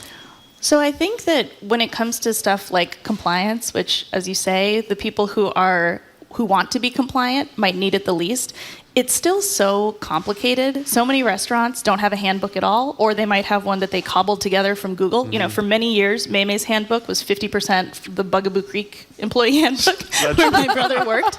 Oh my gosh. Tell people about Bugaboo Creek. That was a funny restaurant over there in Yes, with Watertown. Yep. Watertown, yeah. Famously, the animatronic moose, as well as the Yes. Christmas tree. And I actually attended an auction of a different Bugaboo Creek where they were getting rid of all the stuff. So Oh, I how sad. bought a taxidermied pheasant, and it lived on the bar at the Gallows in the South End for a long time. I don't know where it is now, but hopefully it's doing well. But you were explaining, how do you reach beyond to people who really need it? I mean, I think everyone really needs it because we all have these cobbled together solutions, if anything. And it's not worth your time to spend all of those hours on Google to hire a lawyer. A lot of businesses can't afford that. So we're trying to bring everybody up to par. What about the liquor license mess in the city of Oh, Boston? gosh. Yeah, it's really difficult to get a liquor license in some of the Roxbury's, the Manapans, the Dorchesters, where they're not like these big name restaurants with lots of funding behind them. What do we do about that? I don't know what we do, but it does have to change. And I think people have been saying that in the city for a long time. I think that COVID presented an opportunity to shift the way that the kind of incentive structure works around those licenses. And I hope that we've not missed that opportunity because restaurant businesses are just different now. Everything we do is different, but certainly the financial structure has changed.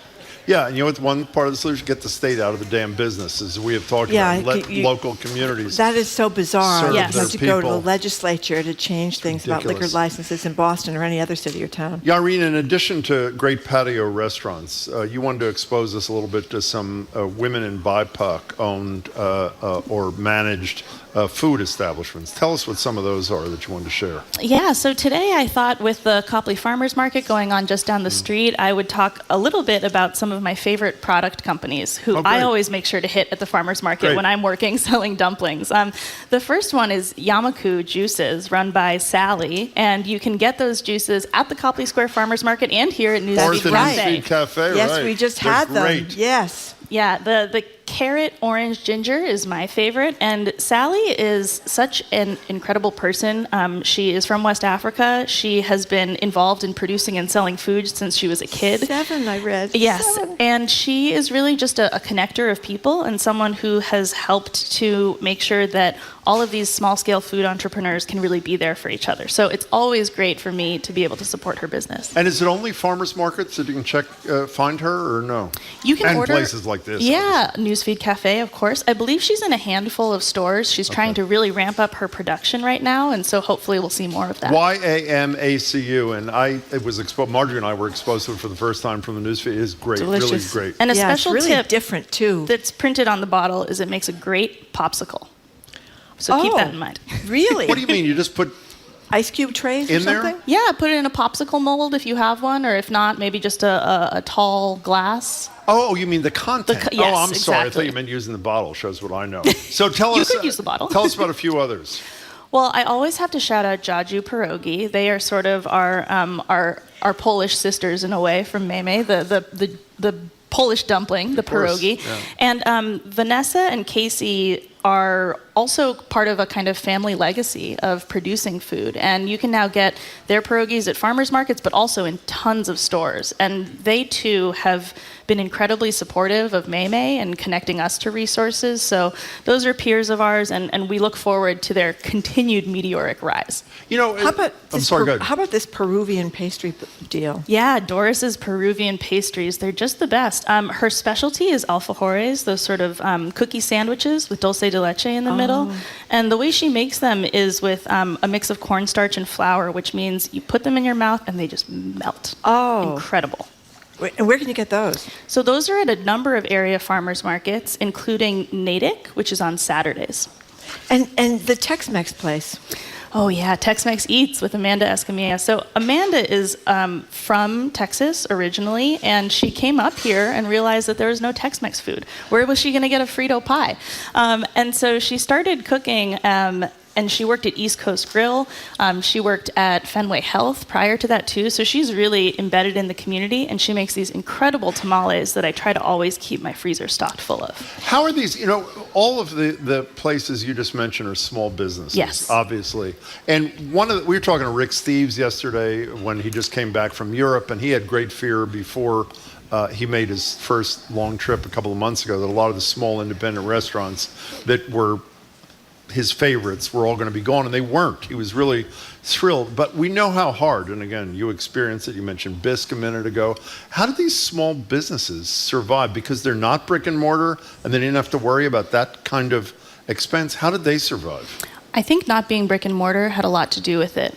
Their overhead costs were more flexible during the pandemic. And of course, we all are so grateful that during the pandemic, people surged to their local farmers markets. We also saw a lot more online and advance ordering from these small companies, which really helps. If you go to a farmer's market and you know how much product you're going to move, that is way better than just kind of rolling the dice. So how do we get your famous homemade dumplings? So our dumplings are available from our headquarters in the Fenway and at a bunch of different farmers markets. I think we're going to 30 different markets this summer. Wow. And all that info is at meimeidumplings.com. So you can order them online too, right? You can, yeah. For like Mother's Day gifts and birthday gifts and all that kind of stuff. Absolutely. Yeah. And we're still doing the dumpling classes, which are so fun. We do them in person and online. So we always say stuffed foods make the world go round, whether it's a tamale or a pierogi or a dumpling. Before you go, one of the things I've really most admired about your work, which is I assume one of the reasons James Beard Foundation recognized it, is there's so many industries where everybody's so insular and it feels like they're in competition with everybody. Since the first day I met you and your family, you've been reaching out to do collaborative stuff with everybody.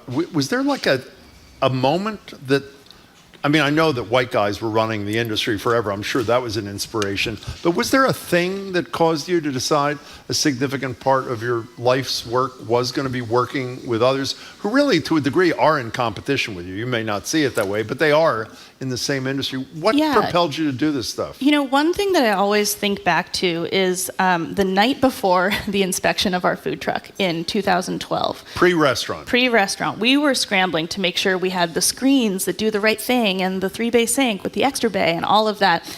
And we had sent an email out to ask for advice from a couple other food truck owners. And the person who got back to us in the middle of the night and wrote us paragraphs and paragraphs about how to pass our inspection was Pat Lynch from Banh Mi. Wow. Arguably, our biggest direct competition. That is great. And he was so generous with his time and with information. That really inspired me to see other businesses as resources, and there's enough for all of us to go around. Well, you're such a much better person than we are, Irene. It's so obvious. That's right. It's dog eat dog here at Boston Public Radio, let me tell you. Understood. Irene, it's great to see you. Thanks so much Thank you for your very time. much We really for coming appreciate in. it. Thanks for having me. Congrats for those sensational dumplings. They are unbelievable. Thank you so much. Irene Li is the James Beard Award-winning chef and owner of Mei Mei Dumplings, which you should really try if you have not. Thank you very much for coming in. After a quick break, we're going to speak with business columnist Shirley Leung about the 1-month shutdown from the Orange Line. Apparently now we have a 3-month delay on the Green Line extension, and a possible shutdown of the other Green Line sections as well. Okay, what it means for the rest of the MBTA is not looking good. Shirley Leung is next. You're listening to Boston Public Radio, 89.7 GBH.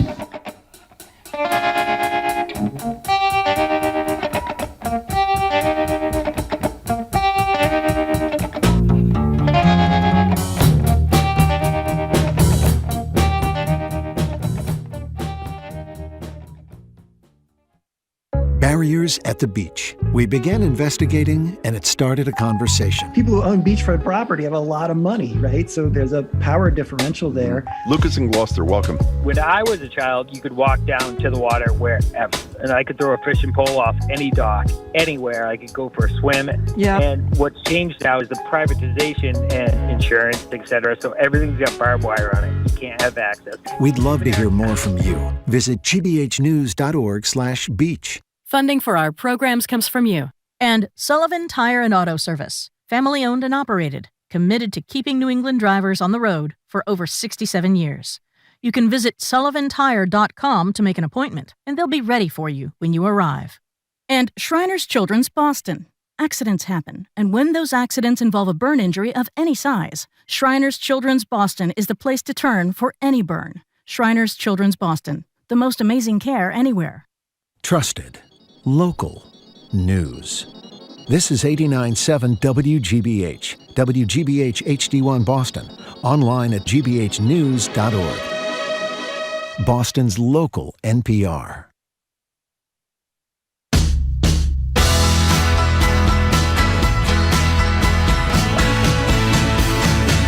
Welcome back to Boston Public Radio. Jim Brady and Marjorie Egan, live at the Boston Public Library, streaming at youtube.com/GBH News. We're going to talk to Shirley Leung in a minute, but right after that, we're going to talk to the people involved in the Boston Lyric Opera's production of Romeo and Juliet in the Common.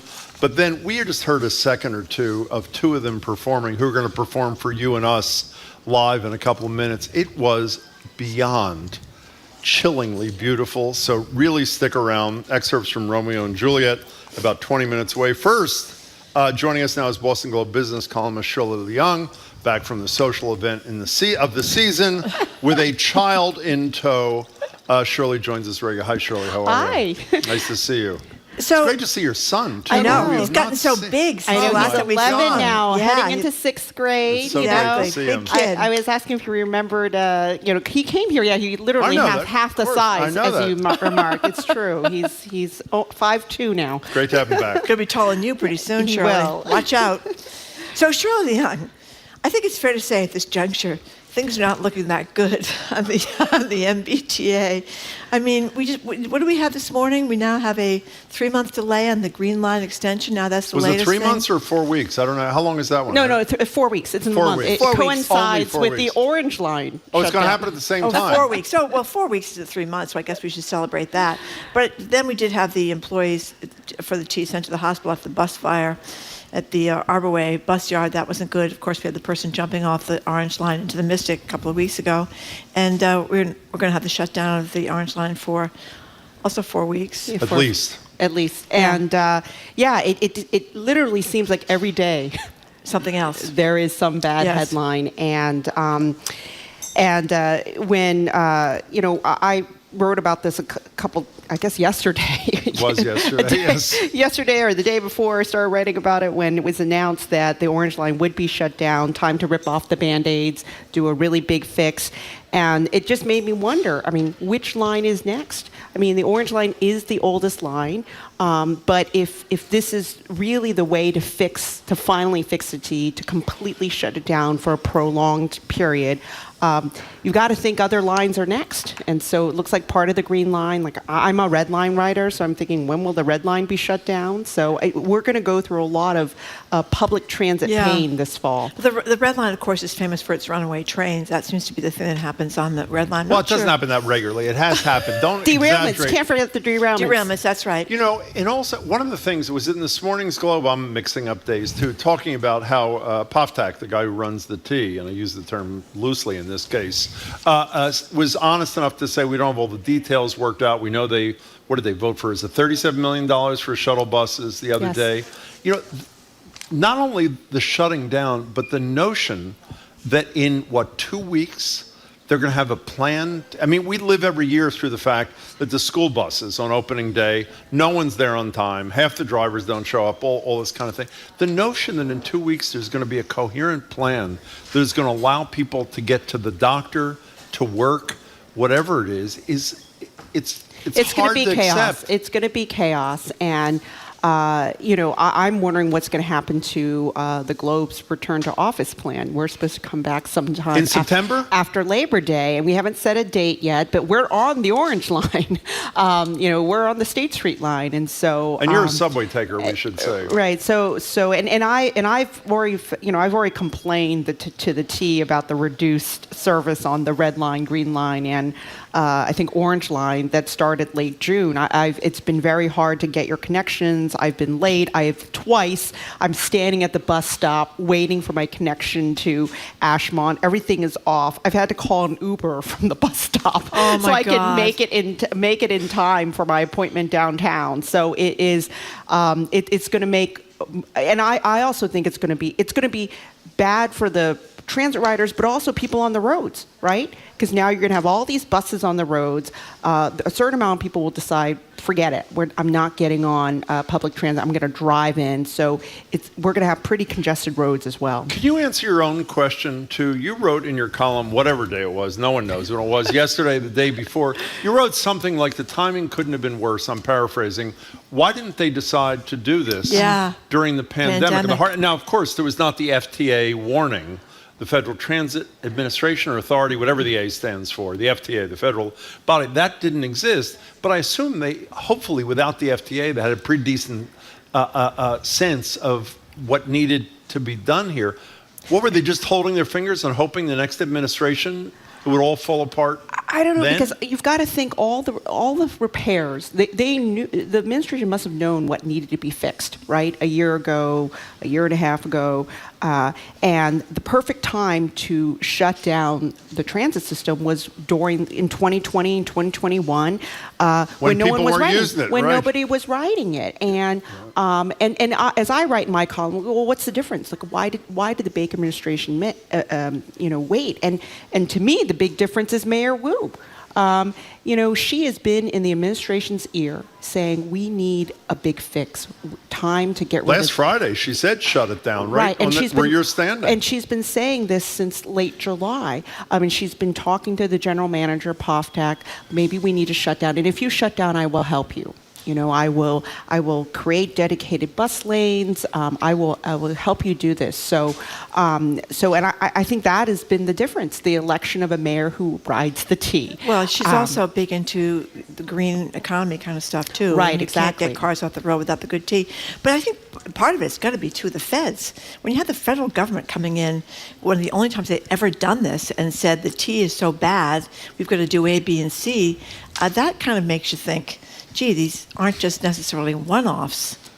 Right. I mean, I think the pressure from the federal authority, there are big reports supposed to come out in August. I can't help but think, like, maybe they already know what's going to come out. It's bad, so they're trying to get ahead of it. Well, let me state the obvious, and then I'll stop stating the obvious, at least for a minute. This is when, you've written about this, we've talked to so many people, this is when the effort from Wu on down was to get people, and Baker, to get people back to work, get people back to the office.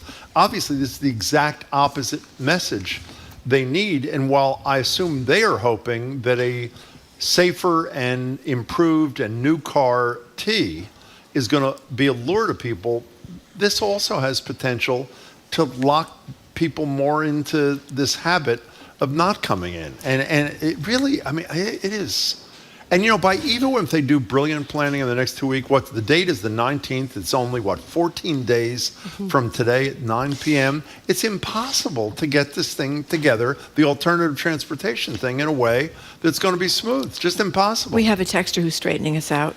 It's the Union Square Green Line closed for 4 weeks, but the extension of the Green Line to Medford is being delayed for 3 months. Oh, 3 months. So we were both right. Oh, the extension. Yeah. Oh. Yeah. So anyway, to sum up, it's not looking good. It's not looking good for the MBTA. Okay. Can we go to better news, though? Yes. And this involves Governor Baker, too, is Vice President Harris, who's had a really rough couple of years, is the lead person on abortion issues for the administration, which obviously is a big issue that I was about to say really matters to Democrats. But the point of yesterday's gathering with Governor Baker, a Republican sitting next to Harris, was to make the point that at least with some sane Republicans, it's a bipartisan kind of thing. That's a pretty impressive picture, I thought, didn't you think? It is, to see Vice President Harris, next to Governor Baker. As I tweeted this morning, reminds me of his the ad, one of his first ads that he ran, in the general election in 2014. It was the ad with his daughter Caroline, and he talks about being 100% pro-choice. But the other big selling point was that he's bipartisan. So here, here he is, bipartisan, crossing the aisle and working with Harris. And it was actually really interesting because Harris was almost using Baker almost like a prop, right? He's like, here's the Republican who is pro-choice, and Baker also shared during that roundtable yesterday why he's pro-choice. And his mother taught him at a very early age. I mean, basically, it sounds like mom did not give him a choice.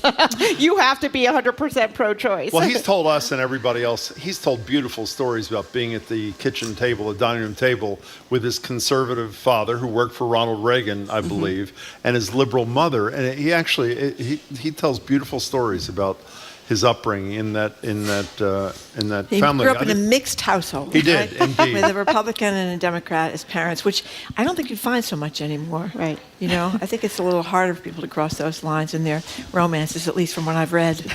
So, Shirley Leung, there's a piece, speaking about return to work, one of your colleagues did, and I don't have it right in front of me, you can tell me who wrote it in a minute, talking about, the return to work, such as it is sort of casting a light on some of the old inequities.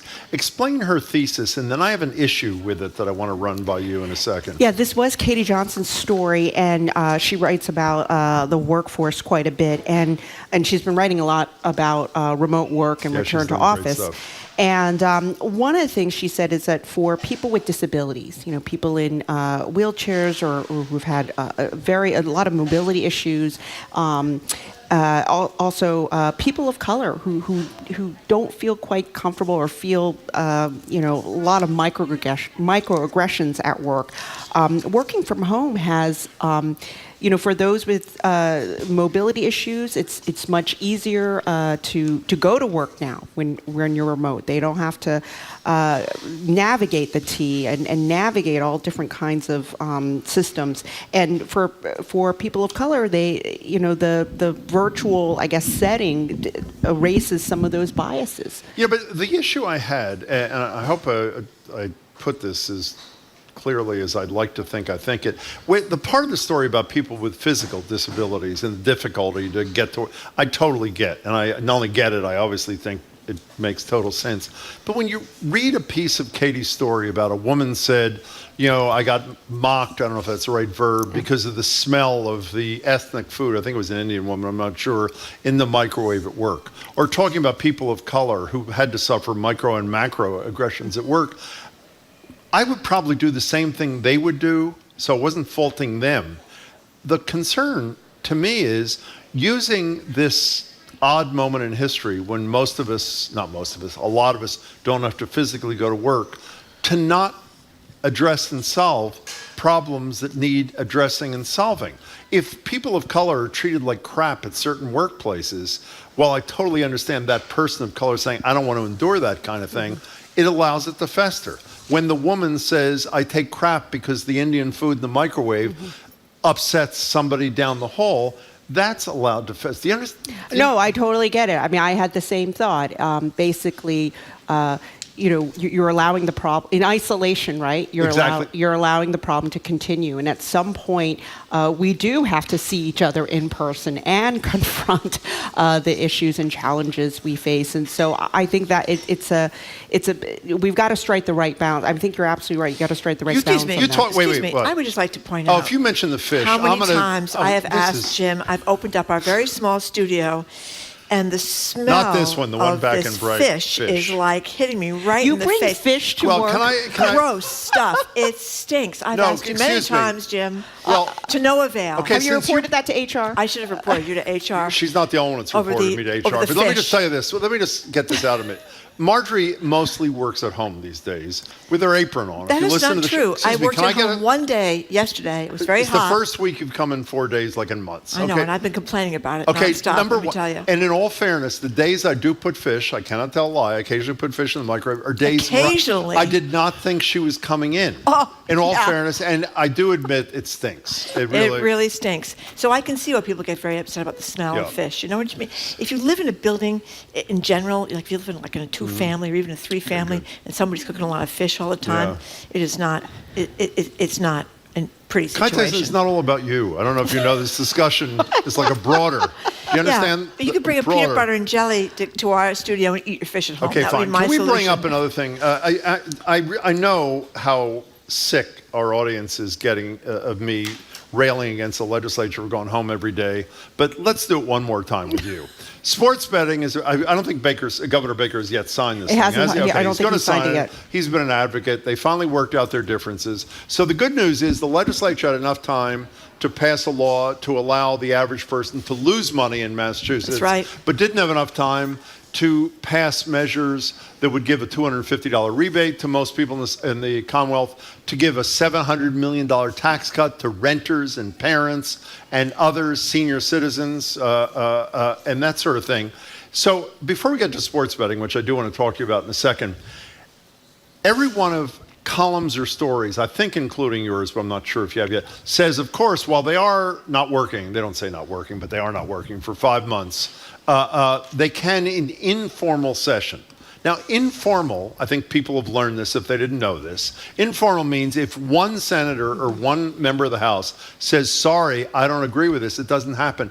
Does anybody believe they can pass a $700 million tax package without one person in the House or the Senate saying no? They're going to have to.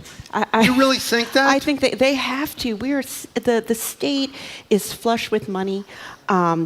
And they've got to figure it out. And you know, there's goodies in the economic development plan that $270 million right, for affordable housing. Right, a lot of businesses, a lot of people are counting on it, so they've got to figure it out. I mean, and you think they will, with no objections? I don't know. They're just going to have to figure it out. Okay, let me ask you the next question, which, the new editorial page editor of your paper is great. However, I don't understand when they talked about the legislature, they didn't mention the 5-month hiatus. What's the word on why Mariano, the speaker, and Spilka, the Senate president, didn't say, hey, boys and girls, I know you like 5 months vacations. How about only 4.5 months this year? We're going to extend the session, not 12 hours like we did, but 14 days, so maybe we can get everything else done, including that nursing home thing you raised with Michael Curtis. Which was a disgrace. I actually thought they were going to do that. And why didn't they do it? I don't know why, because there's so much left on the table. And then I was thinking maybe they're waiting for, this is 62F.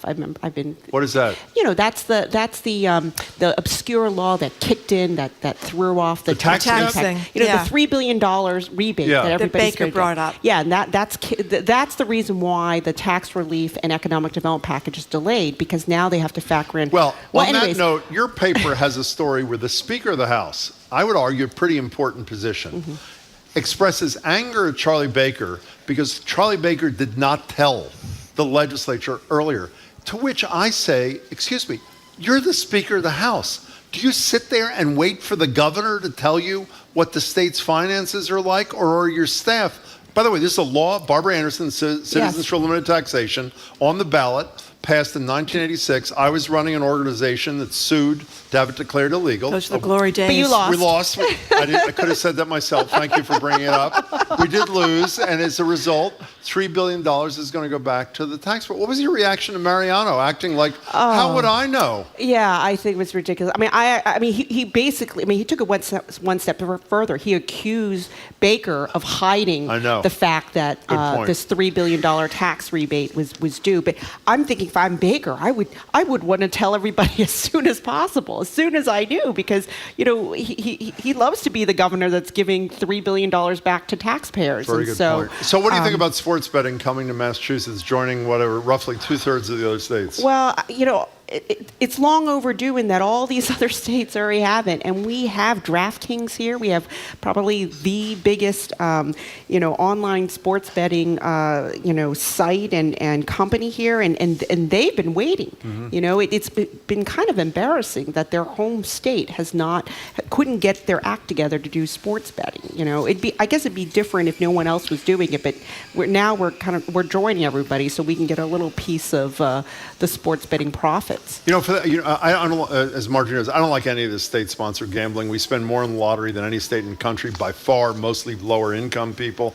The only heartening thing I've heard, the other night on television, I had David Friedman, who we've known for years, used to be at the legislature, he's now the executive vice president and the chief counsel to the Red Sox. They favor it. And the woman who runs the it's not called the gambling and addiction, but the person that deals with addiction issues, she said that both the casino law and the sports betting law have done almost all the right things. With a couple of things in the margins, felt really good if you're going to have expanded gambling, that they did it right. We're running out of time here. We are. And I want to get to a story I really liked. Go right ahead. About this whiteboard at Children's Hospital.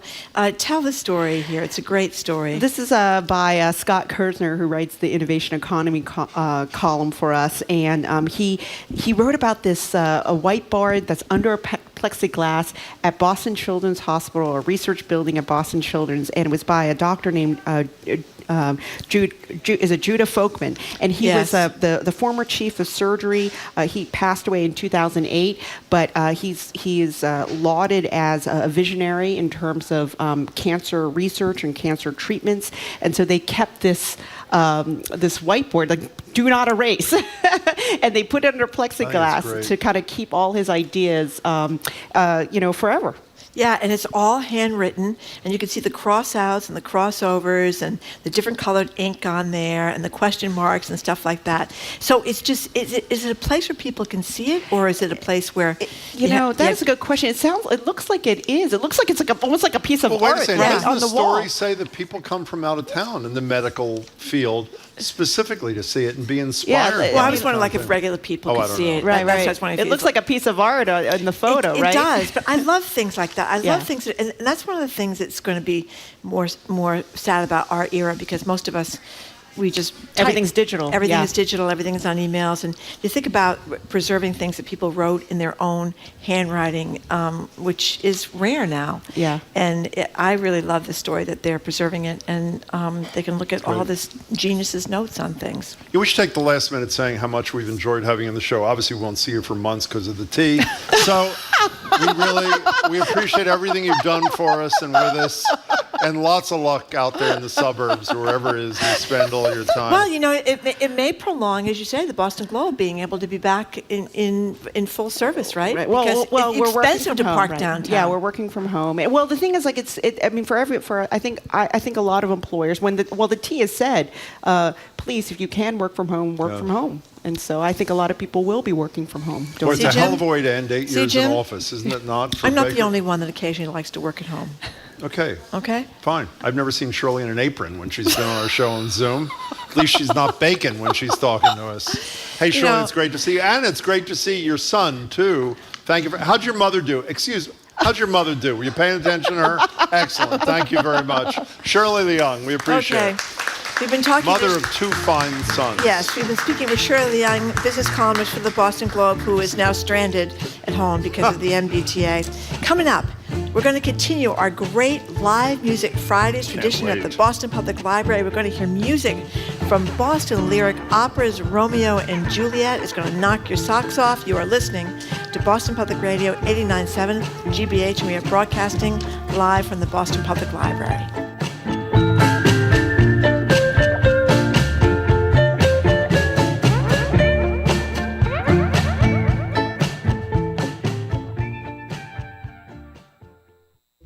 I'm Arun Roth. Coming up on GBH's All Things Considered, the Orange Line being replaced by shuttle buses and commuter rail trains for 30 days later this month could mean a big burden for riders with disabilities. After months of pressure to keep it from closing, the North Shore Birth Center in Beverly will stay open for now. And Amazon is buying Bedford-based iRobot, maker of the Roomba. Those stories and all the day's news starting at 4 on GBH's All Things Considered. Our programs are made possible thanks to you. And Ocean State Job Lot, committed to partnering with customers to help provide brighter futures to children throughout the Northeast. Learn more at oceanstatejoblot.com. That's oceanstatejoblot.com. And the Office of the Massachusetts State Treasurer. The Unclaimed Property Division is holding unclaimed funds for the citizens and businesses of the Commonwealth. You can see if you have unclaimed money at findmassmoney.com.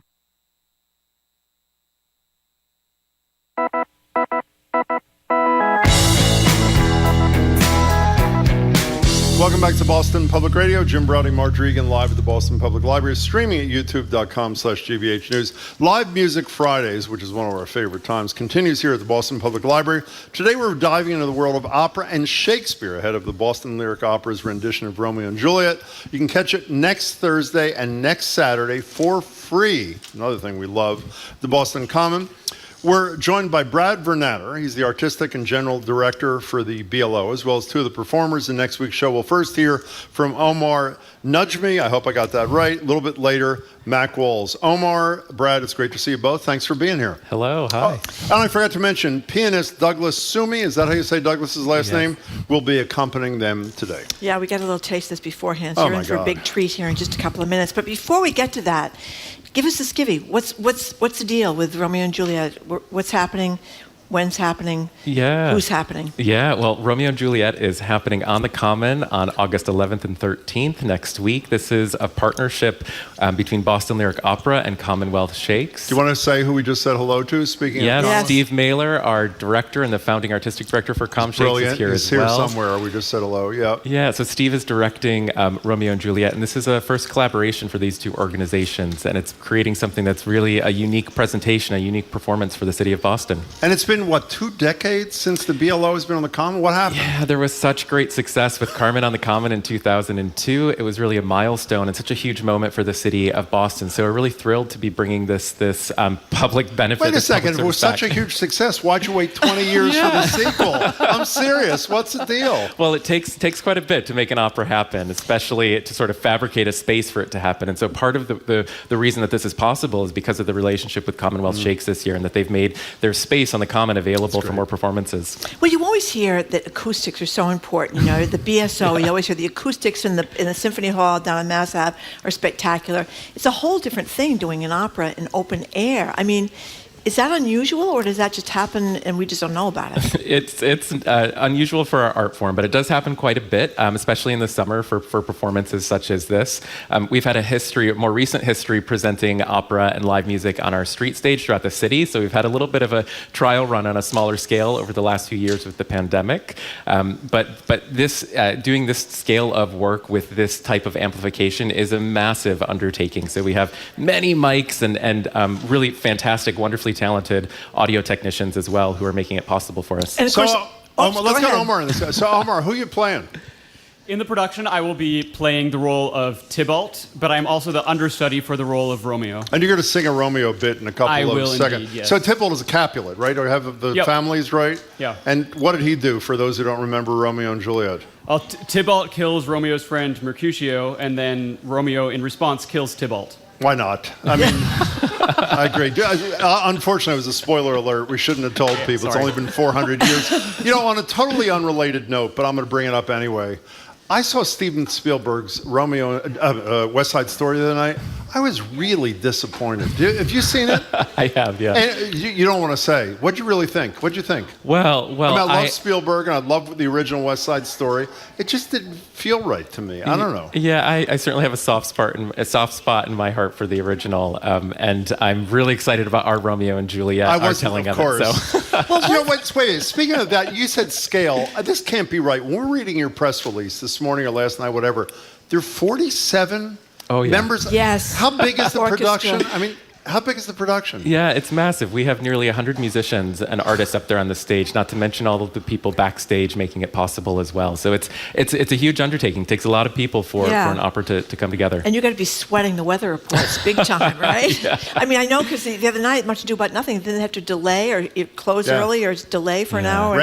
Well, if there's anything we've gotten used to over the last few years, it's delays and being patient. So. And one last thing before we hear the song. Well, I want to ask Omar a question too, Oh, but okay. go ahead. But you know, we all read Romeo and Juliet in school. We all saw the movies and the different Romeo. But this is an opera, so this is a totally different experience. Tell us how the opera Romeo and Juliet came to be. Yeah, well, it's very close to the original Shakespearean play. Gounod, the composer, based this opera very much off of that and created a 5-act piece, which is typically, when it's performed at its full length, quite long, a lot of ballets, many religious moments, many more characters. So what we've done is taken this 5-act work, this 5-act affair, pared it down to a much more concise version and incorporated 2 actors who will speak text from the original really? Shakespeare play and that's sonnets great. as well. So And it was sort of- translated, right? It was, From French yes. to English. And now back to English. We're presenting in English. So That's good. our version is the Shakespearean text through French back to an English Okay. translation. So, Omar, before you sing, we were talking to Andres Nelsons, the music director of the BSO, the other day, and we were talking about performing outside, like at Tanglewood, where he is, as opposed to in Symphony Hall.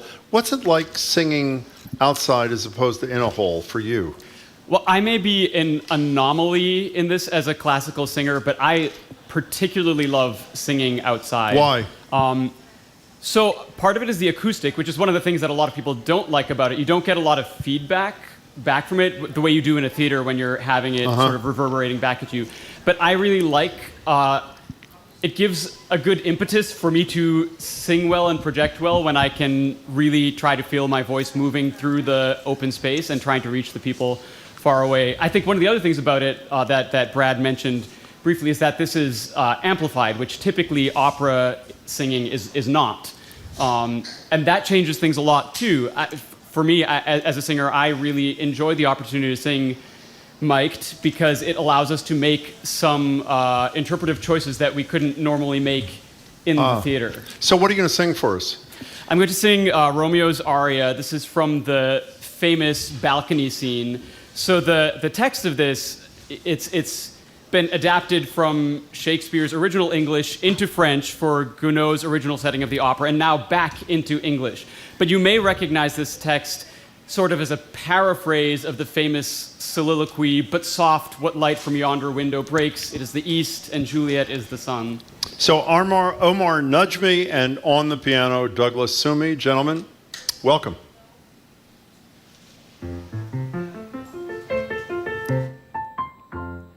Ah, love, yes, how you rule and disturb my whole being. Suddenly the dark is dispelled by a light shining from that window.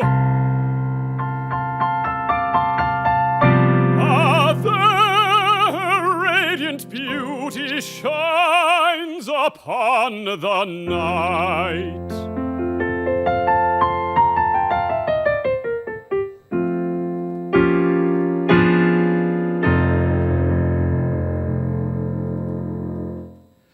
Come now, arise, fair sun, make the sky pale with morning.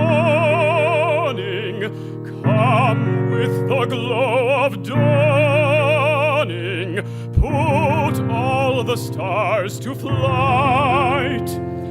Come now, arise, come now, arise, appear, stars so pure and so bright.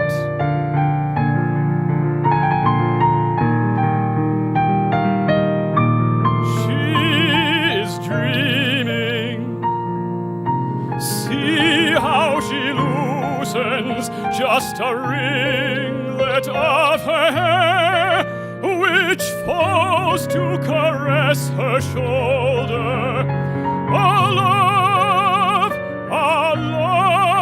love, take my vows to her. She is speaking, she is lovely, not a word can I hear. But her eyes speak her emotion, and my heart's answer is clear.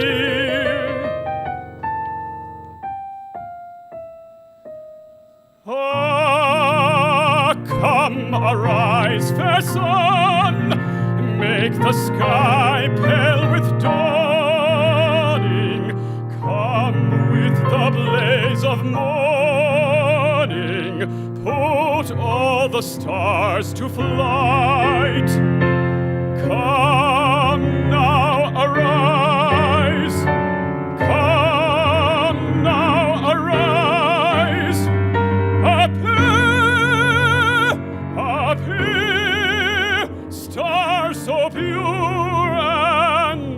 so bright. Come up here, star so pure and so bright. Come up here, come up here.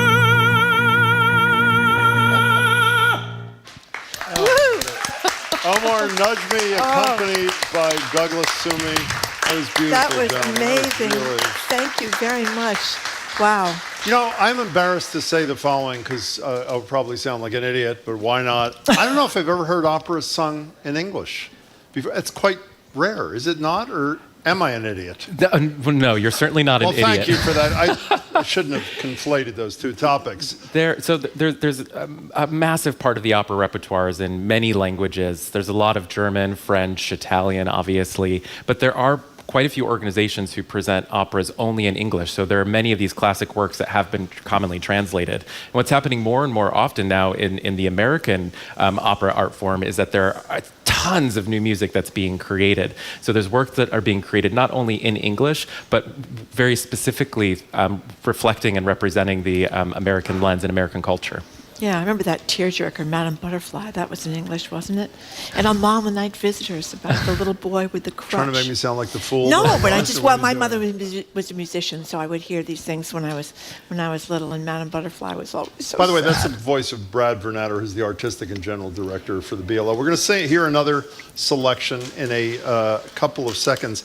Who are all these people? I mean, you mentioned 100 performers, give or take a few. Who is everybody? Where are they all coming from? Yeah, we have so many Boston-based artists, which is fantastic. Our orchestra and our chorus are really the core of our artistic organization, and they've been with us in many, many productions over the years. Our artists for this show also represent a really wide variety of Boston-based singers, opera singers, and we have guest artists with us as well. The next artist that you'll hear from is an alum of the Boston Conservatory, as is our artist who's singing Juliet as well. Vanessa Becerra is also an alum. So there's many, many Boston connections. Okay, Mac Walls, who you playing?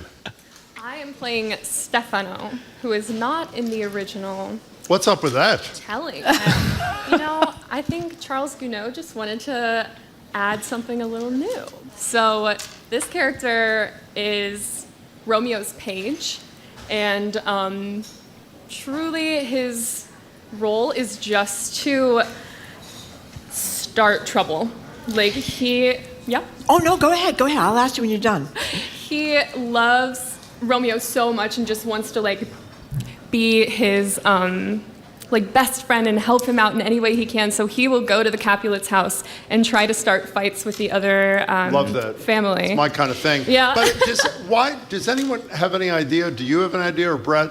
Why did Gounod decide to add this character that was not in the original? I don't know for sure, but I would just assume that he had a mezzo that he wanted to cast. Brad is nodding in agreement. Yeah. Let's go with that, Yeah. he says. Okay. But that's kind of a big deal, provoking the fatal fight, right? I mean, that's a very big deal. So, are you a villainous person or you are a good person here? It depends on who you ask in the show. That's what they say about us, too, actually. Yeah. It's funny you should say A loyal it. person. I personally don't think I'm a villain. I think he's a 15-year-old boy, or teenage boy, and just goes with the first thing that comes to his mind. He doesn't think about consequences, and so it's innocent in a way. Okay. But yeah, Leads if to a you very- ask the Capulets, they're not going. They're not happy. So before Max sings, which will be the final selection here, we know it's free, but is this one of these deals like Shakespeare where you can buy a chair and explain what the logistics are? Yeah. There are opportunities to have a seat on the Common.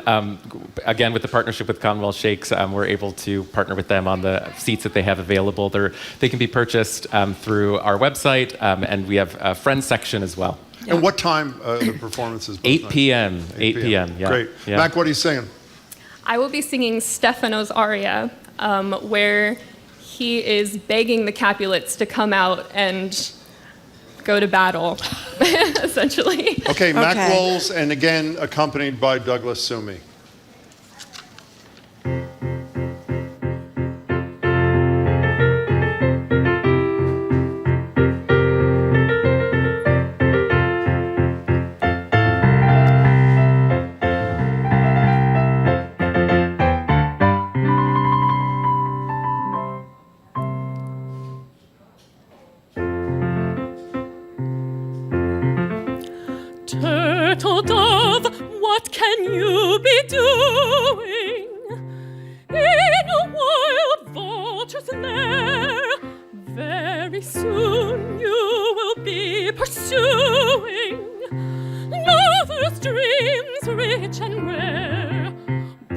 marchers on, live a life of fighting, and for catch and thrust in their smiting, their beaks are sharp and strong.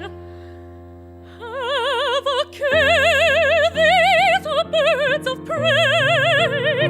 Turtle dove, follow while you may, love's old and sweetest song. Guard you well, fair lady, he who lives shall see. Every bird may flutter, flutter and fly free. Every bird may flutter, flutter, flutter free. Now a dove straying from the green wood, drawn away by his love, must have sighed up above this fortress, spread his wings high above. At the kill, now you see the vultures, how their cries resound and re-echo, and fill us all with fright. All the while, lost in sweetest passion, lovers breathe their infatuation to all the stars of night. Guard you well, fair lady, he who lives shall see. Every bird may flutter, flutter and fly free. Every bird may flutter, flutter, flutter free. Guard you well, fair lady.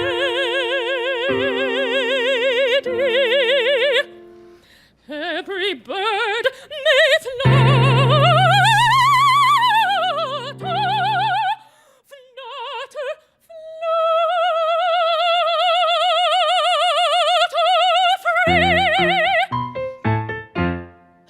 Wow.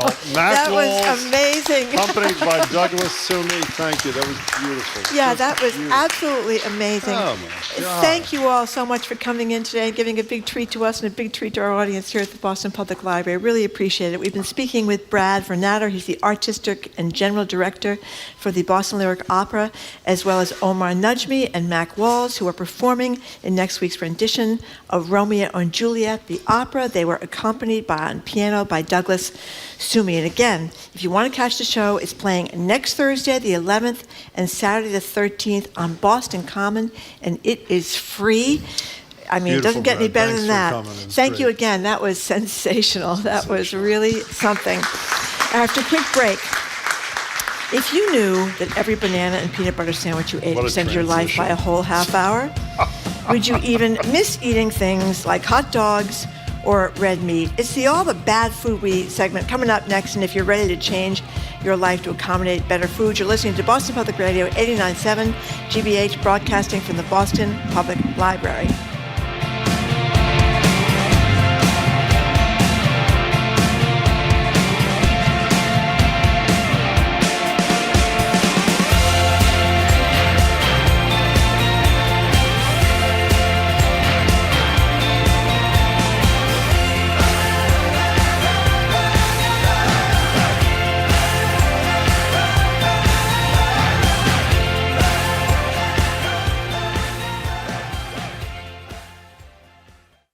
Hi, y'all. It's Melissa Harris Perry. And on The Takeaway, we look at news a little differently.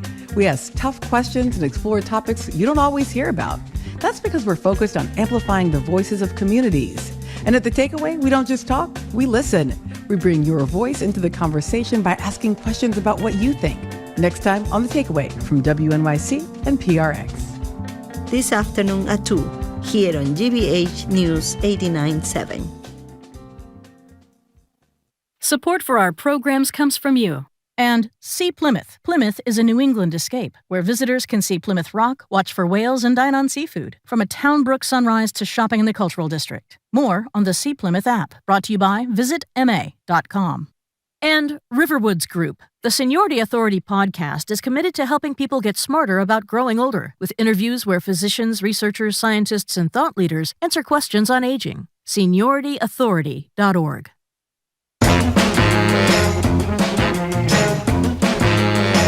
Welcome back to Boston Public Radio. Jim Browdy and Marjorie Egan. We are live at the Boston Public Library, streaming on youtube.com/GBH News. That was totally beautiful, by the way. They were both amazing, just amazing. spectacular. More research on why you ought to cut red meat out of your diet. Nothing new, but there is a new study out of Tufts that shows red meat greatly increases your risk of cardiovascular disease. Problem is, red meat tastes good. Luckily for you anxious eaters, we found a study, a potentially scientifically dubious study, possibly, that shows peanut butter and banana sandwiches. My favorite thing. I know they are. Add roughly 30 minutes to your lifespan for each one you eat, while things like hot dogs, which I love, subtract 30 minutes. If banana and peanut butter sandwiches aren't your thing, could you see yourself actually leaving hot dogs, steaks, bacon, all behind for an extra half hour of life? Or are you like Jennifer Coolidge, who we had on the show a few years ago, who was spectacular in that classic moment from Legally Blonde? Here it is. My God, you look like the 4th of July. It makes me want a hot dog real bad. Thanks to Rob, our engineer, for reminding us of that. Give us a buzz or a text, 877-301-8970. We're going to list for you some foods that add minutes to your life. And we want to know, would you go out of your way to eat them, even if you aren't crazy about them? And the flip is, would you stop eating things you really love, like a double cheeseburger or a hot dog or pizza, when you find out how many minutes they subtract from your life? The number is 877-301-8970. Want to give some examples? Well, you want to read this study from the published in the American Heart Association peer-reviewed journal called Arterial Sclerosis, Thrombosis, and Vascular Biology. I love that. It talks about how the meat can create this gut bacteria. Why are you doing this? Because it's disgusting, and that's what links to the heart disease is the bacteria in your gut from eating all this meat. So that's really kind of disgusting when you think about it. And then there's this really upsetting story from the Alzheimer's Association International Conference in San Diego that talked about not only is it bad for your body, that eating all this crappy food full of overprocessed stuff, pre-processed foods like stuff you stick in the microwave, can ruin your brain. So, so between the two, body and brain, you're not in good shape if you eat a lot of this stuff here's for the an entire deal. lifetime. According to this, we admit this It's amazing is not... you can think, Jim. What? It's amazing you can think. Considering how many hot dogs and bacon, how much I've had. Well, that's the bad news. Here are the number of minutes, according to this one study, that you take out of your life if you eat one. You eat one hot dog, you lose 36 minutes. Eat one double, which means I'm going to be dead in about 5 minutes. Double cheeseburger, 9 minutes. Pizza, 8 minutes. Bacon, which I eat a huge That's good, amount Jim. of. That's good. A slice of bacon, 6.5 minutes. Now that's the bad news. Something else I eat, and I eat it every single day, salmon. Baked, which is how I have That's it. good. Adds 13.5 minutes to your life. So maybe you can balance it out, Jim. Exactly. Eat the bacon in the morning, the salmon at night, or the other way A around. banana, which Marjorie ate this morning and eats almost every day, adds 13 minutes. And explain this to me. Something you love, peanut butter and jam, which I assume in English means peanut butter and jelly, adds 33 I don't get minutes that. to your life, every peanut butter and jelly Because sandwich. What's that about? There's a lot of sugar in So what is that it. about? I don't know. But I'm happy about the peanut butter and banana thing. It's one of my favorite things in the world. You have to get the good peanut butter. I'm very particular about the peanut What butter are I you, get. Teddy's or something? What are you- Well, Teddy's is good. You don't have to put it in the Very good, yeah. refrigerator. It's local, I think, too. It's local. I also like if you go to Whole Foods, you can make the peanut butter make it yourself when it in a drips out. container. How great yeah, is that? There's a It's lot almost of like sexual, Smuckers. is it not, when it's like a sexual dripping out of the experience thing? there at Whole Foods. I've had it many times. I'm I sure you recommend have. it. But Smuckers is very good too, and that makes good. There's a lot of good peanut butter. Wait, they make peanut butter or it's just Yes, jelly? Oh, I didn't yes, know they that. make Okay. peanut butter. But what you do is you put the peanut butter you put the banana down on the plate, and then you get your peanut butter, and you take a fork and you mush the peanut butter into the banana, and that's how you eat it. A lot of It our is very staff thought that was satisfying. disgusting. Well, it's today not when you said disgusting. You know that. what peanut butter is? Very filling, Jim. It's very filling. If you're hungry in a pinch, you go home, you have a spoonful of peanut butter, and you're not hungry anymore. So let me tell there you you something. go. This hot dog thing, I don't want to dwell on this. This is out of the University of Michigan, so it's not like a totally crazy thing. We'll get to your calls in 1 second. 36 minutes is taken off your life. Your life is shortened by 36 minutes every hot dog you have. I would say, I tried to do some math, and I'm not being facetious. I would say I've had 5,000 hot dogs in my life. Jamie, can you do the math on 5,000 hot dogs times 36 minutes and see how much of my probably 10, do 5,000 to start with, and we'll see. 877-301-8970. Here's this person says, I've been a vegetarian for 20 years, this is a text. Glad to hear my favorite breakfast is now, quote, healthy. I'll never give up my Memphis French toast, which I never heard of. It's French toast. They didn't, well, I guess they did say bread. Stuffed with peanut butter, that's on the list. Banana, that's on the list. Drowned in syrup. I'm not sure the drowned in syrup is part of the deal, but you will gain anywhere from like 13 to 33 minutes every piece of Memphis French toast you have. That's pretty impressive. Well, I think it matters what kind of bread you have too. I mean, you're not supposed to have like a air lot of bread processed kind of bread. thing, yeah, kind of thing. You know, and so you have to be careful about that. There was this woman a million years ago who was people made fun of her because she died. Well, of course, everybody dies sooner or later. She was Good one of point. these big anti-processed food Who's things. that? I think her name was Adele Davis. Oh, Adele Davis, sure. Yeah, she was a big nutrition person. I remember reading her, and she was saying to avoid. And you look at what's in the food you eat, and it's all. A lot of times, it's all these chemicals. You don't know what they are, or what they do. I would be very Did you read that suspicious study, by the way? about the chemicals. No, if you read the nutrients, that takes 12 minutes off your life because it's so depressing to read what's in the crap you eat. Let's take some calls. Nick and Chatham, you're first on Boston Public Radio. Thanks for the call. What's up? Hey there. So I'm someone that has spent a long time focused on this. I went to Northeastern, actually, for environmental studies. Oh, great. My thesis on vegetarian diets. And now I work in sustainable agriculture. Oh. Now, to your point as to why, just theorizing here, something with the, like, why is the sandwich that might be high in sugar better than something else? You have to think about how much sodium and different processed preservatives are in something like a hot dog. Different nitrates and things like that. Yeah, it's a little bit nitrates. different if you're having Yuck. something that has like fiber, omega-3s from peanut butter, perhaps, something like that. So do you buy But- this analysis roughly out of the University of Michigan? It sounds legit to you? So I can only speak for myself, but Yes. my assumption is this. Over the years, anytime you see something like, is chocolate bad for you, good for you, alcohol, whatever, the only thing that I've seen is consistent in my really 15 years or so of being focused on this is the Mediterranean diet's the only thing that's remained constant as being the healthiest diet for you. Whole foods, whole grains, less meat, if any, and focus more on like fish or vegetable proteins. Yeah. Well, since Which you're is an why I'm a expert, little skeptical. Can I ask you something? sorry, go on, Jim. Is a hot dog on the Mediterranean diet or not? I don't believe it is, but I mean, the other thing is there's so many things that are, bad for you that, I don't really eat hot dogs in general. I do eat meat if it's going to waste in the house, but I usually keep a vegetarian or pescatarian diet. I admire you. Why not treat those things as a treat? They're bad for you, like ice cream. But do you really want to be the equivalent of the kid that's sent to a birthday party whose parents are like, oh, don't give them the cake? Let the kid eat a slice of cake once in a while, but if you make that a part of your daily diet, then there's maybe something wrong. You're a thoughtful guy, Nick. We really mean it. Thank you for the call. Jamie did the math. This is not bad at all. If I've had 5,000 hot dogs, which I think is a minimum, I've only lost 4 months off my life, which, as he said, is about as long as the T is delaying the opening of the Green Line extension to Medford, which is here's a good one. People are wondering about the gifts I give you every Yeah, year. read that text. Well, how many years has Marjorie's various Meat of the Month gifts taken off Jim's life? And that's what's a good her point. motive? Well, There's because another that's what question. my motive. That's right. I had a secret motive, I guess, which has been exposed now. I have given you sausage of the month, Bacon of the salami month. of the month, Bacon of the month. bacon of the month, Yeah. and the excitement when I announced that another package has arrived. It's like beyond. Because you know why it is, beyond the fact that sadly I like bacon, salami, and sausage. Yeah. I guess salami probably is sausage, but whatever, is you forget each month after you've eaten it. And one of the horrible things, I was driving home one of the days you gave me one of my sausages of the month, and it's generally hard sausage, Right. which I really like. And rather than waiting until I got home to slice it, I was chomping off pieces, and there was a listener in the next car who had just heard our show, who was looking at me like, waiting for exactly what I was. Gary in Rehoboth, you're next on Boston Public Radio. Welcome to the show. How are you? Oh, I'm fine. How are you today, Jim and Marge? Good, thank you.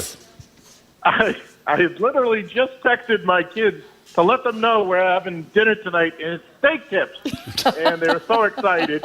And then you brought up this topic, so now I'm going to be counting the years off my life. Yeah, but you'll enjoy it.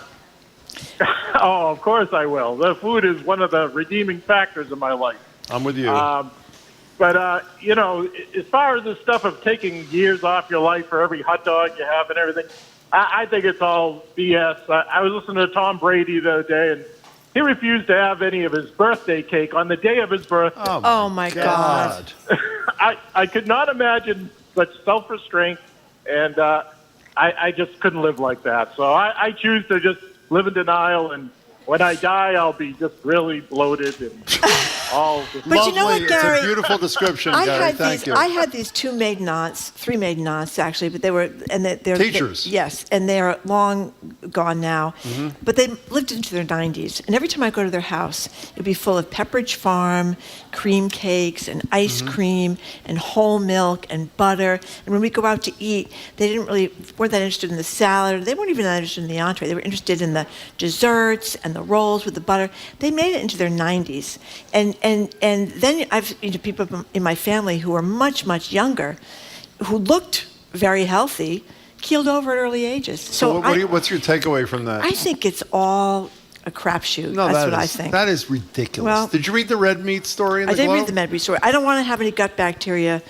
causing, and I don't like meat that much So anyway. you're like a denier. I mean, do you not agree that red meat, which I love, I'm not like a purist. Yeah.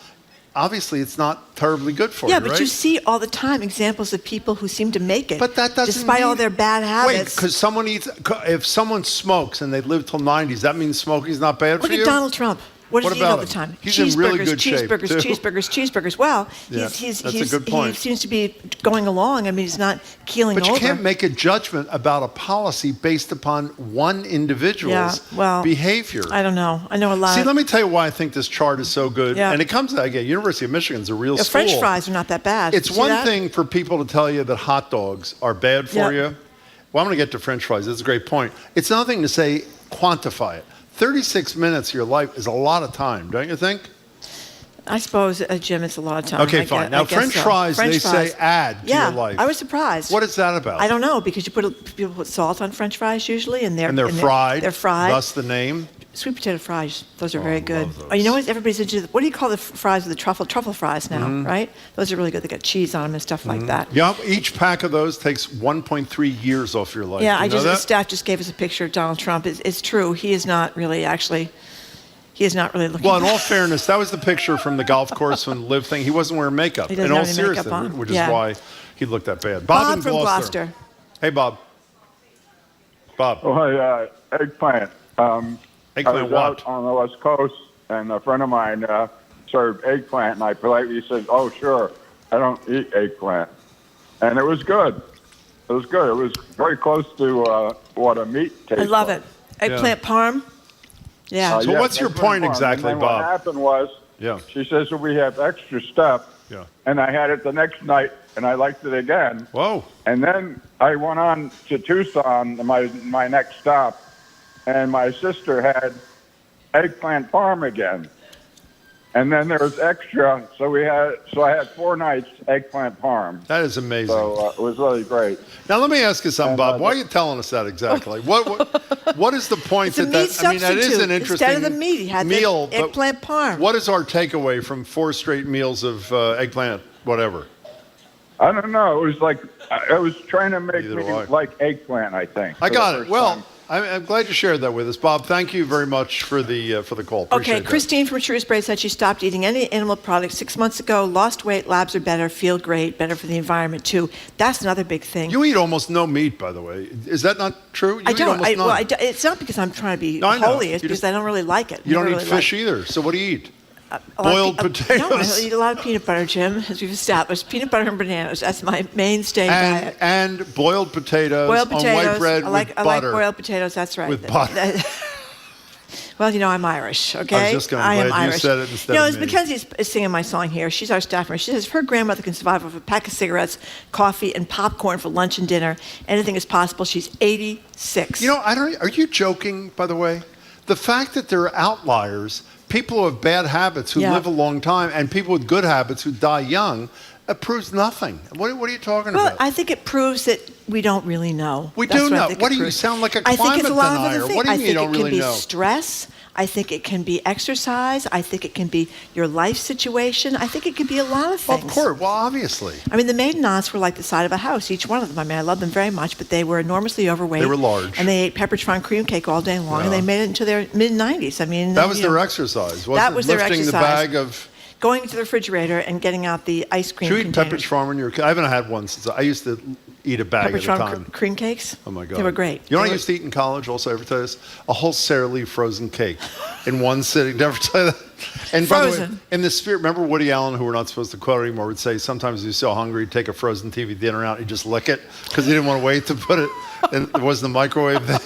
I could not wait. I would eat a whole banana or chocolate cake, frozen Sara Lee, before it defrosted. And don't forget the carrot cakes. Those are pretty good, too. Carrot cakes were excellent with the cream cheese frosting. Good for you, I think, too. Jamie in Rhode Island, thank you for calling. Whole pizza with it. But go ahead. Hi, how you doing? Excellent. Thank you.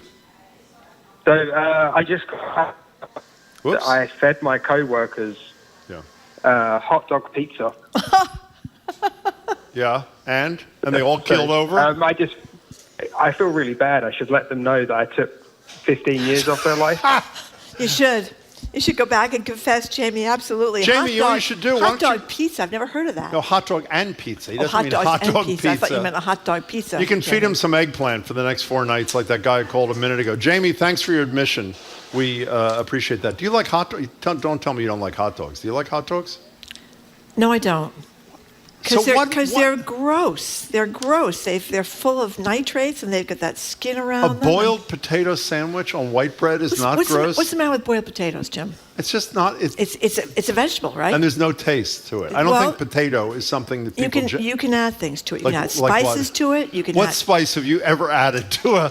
Well, tell the truth. What spice have you added? Salt? Chives. No, you have not. Absolutely. That is a lie. Last night, I went to Whole Foods, actually. My son was coming home. I knew he'd like them. I went to Whole Foods. I got a big thing of mashed potatoes with sour cream and chives. And let me tell you something. Doesn't get any better than that. Doesn't get much better than that. That is correct. Roy is calling from a phone. Hi, Roy. Well, that's shocking, isn't it? Roy, how are you? Hi, I just want to call Marjorie out. I don't think she's going to be able to say anything about people who are election deniers and exactly. She's essentially using anecdotes, and she's denying science at this point. That's what I was trying to say. Thank you. She's going to have to be careful. People who live in glass houses shouldn't throw stones. Wow. Well, that's a good point, Roy. Got her. I'm using anecdotes. You're absolutely right. But I mean, you know what I'm suspicious of too, Roy? Here's what I'm suspicious of: that for a while butter's terrible for you, so we'll all switch to margarine. And then we find out that margarine is terrible. Then we're all supposed to switch back to butter. Fine. Coffee's going to kill you. Coffee's not going to kill you. You're supposed to put things in your sugar substitutes, and you find out the sugar substitutes are bad. So I'm suspicious, Roy. What do you think? I think that when the science changes based on different items, you can. But things like butter, the reason that butter changed was because of the trans fats, which nobody had looked at. Exactly. That's right. Looking at different things.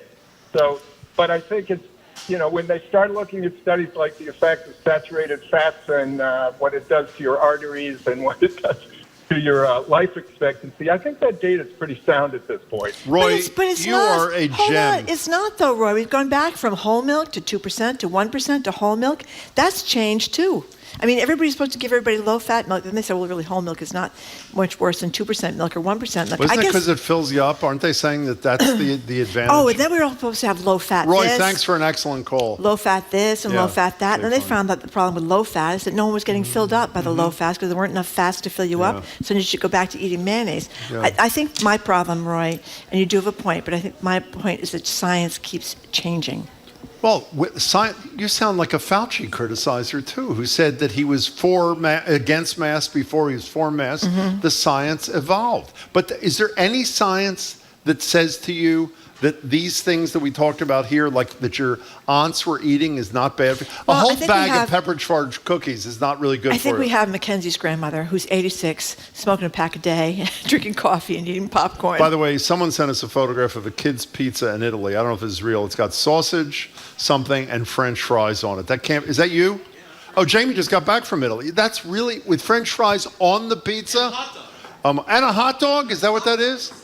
I'm going to Italy this weekend. We have a texter. That's it. Who says he's hungry for a Hebrew national hot dog and salami, both in my freezer for such emergencies. He wasn't even hungry before this conversation, and now he's going to have it. This is where Marjorie, before we end the show, criticizes my dear mother, who used to give me a salami sandwich every night, Hebrew national salami, every night before I went to bed, with an extra slice on top, right before my head hit the pillow. And I survived that, so. That explains a lot of the difficulties we're facing now in 2022. So we are all done for today. Thank you very, very much for coming. Thank you for coming, to the Boston everybody. Public Library. I really appreciate that. And thank you very much for listening to another edition of Boston Public Radio. You can keep up with us 24/7 by way of our podcast. On Monday, we're going to be joined by E.J. Dion from the Washington Post, Boston Globe editor Brian McGrory, housing activist Bruce Marks. Wait till you hear from him about ways to get housing if you are not rolling in dough. He's a really phenomenal guy. The Reverend Zion Monroe and Emmett Price will be with us as well. And Io Debris, she is from the hit Hulu show The Bear. We were talking about that before with Irene Li. It's a really fun show, frenetic show about the restaurant business. Yep, she's great too. Our crew, Zoe Matthews, Aidan Conley, Mackenzie Farkas, Rebecca Tauber. Our engineer is John LaClaw Parker. Our executive producer is Jamie Bologna. We want to thank our BPL engineers on site today, Sai Patel, Colin Cockrell, and Rob Fagnat. You are not on TV tonight. I'm not. Who is on TV? I have Basic no Black idea. is on hiatus. I don't know. I'm not sure if Jared's back or if he's. know. I think there's a lot of hiatus going on. don't know. It is, after all, August. But we are here, nonetheless. Okay. I'm going to eat a pack of Hebrew Nationals hot dogs this evening, and since there's no television to watch. I am Jim Browdy. Have a wonderful weekend.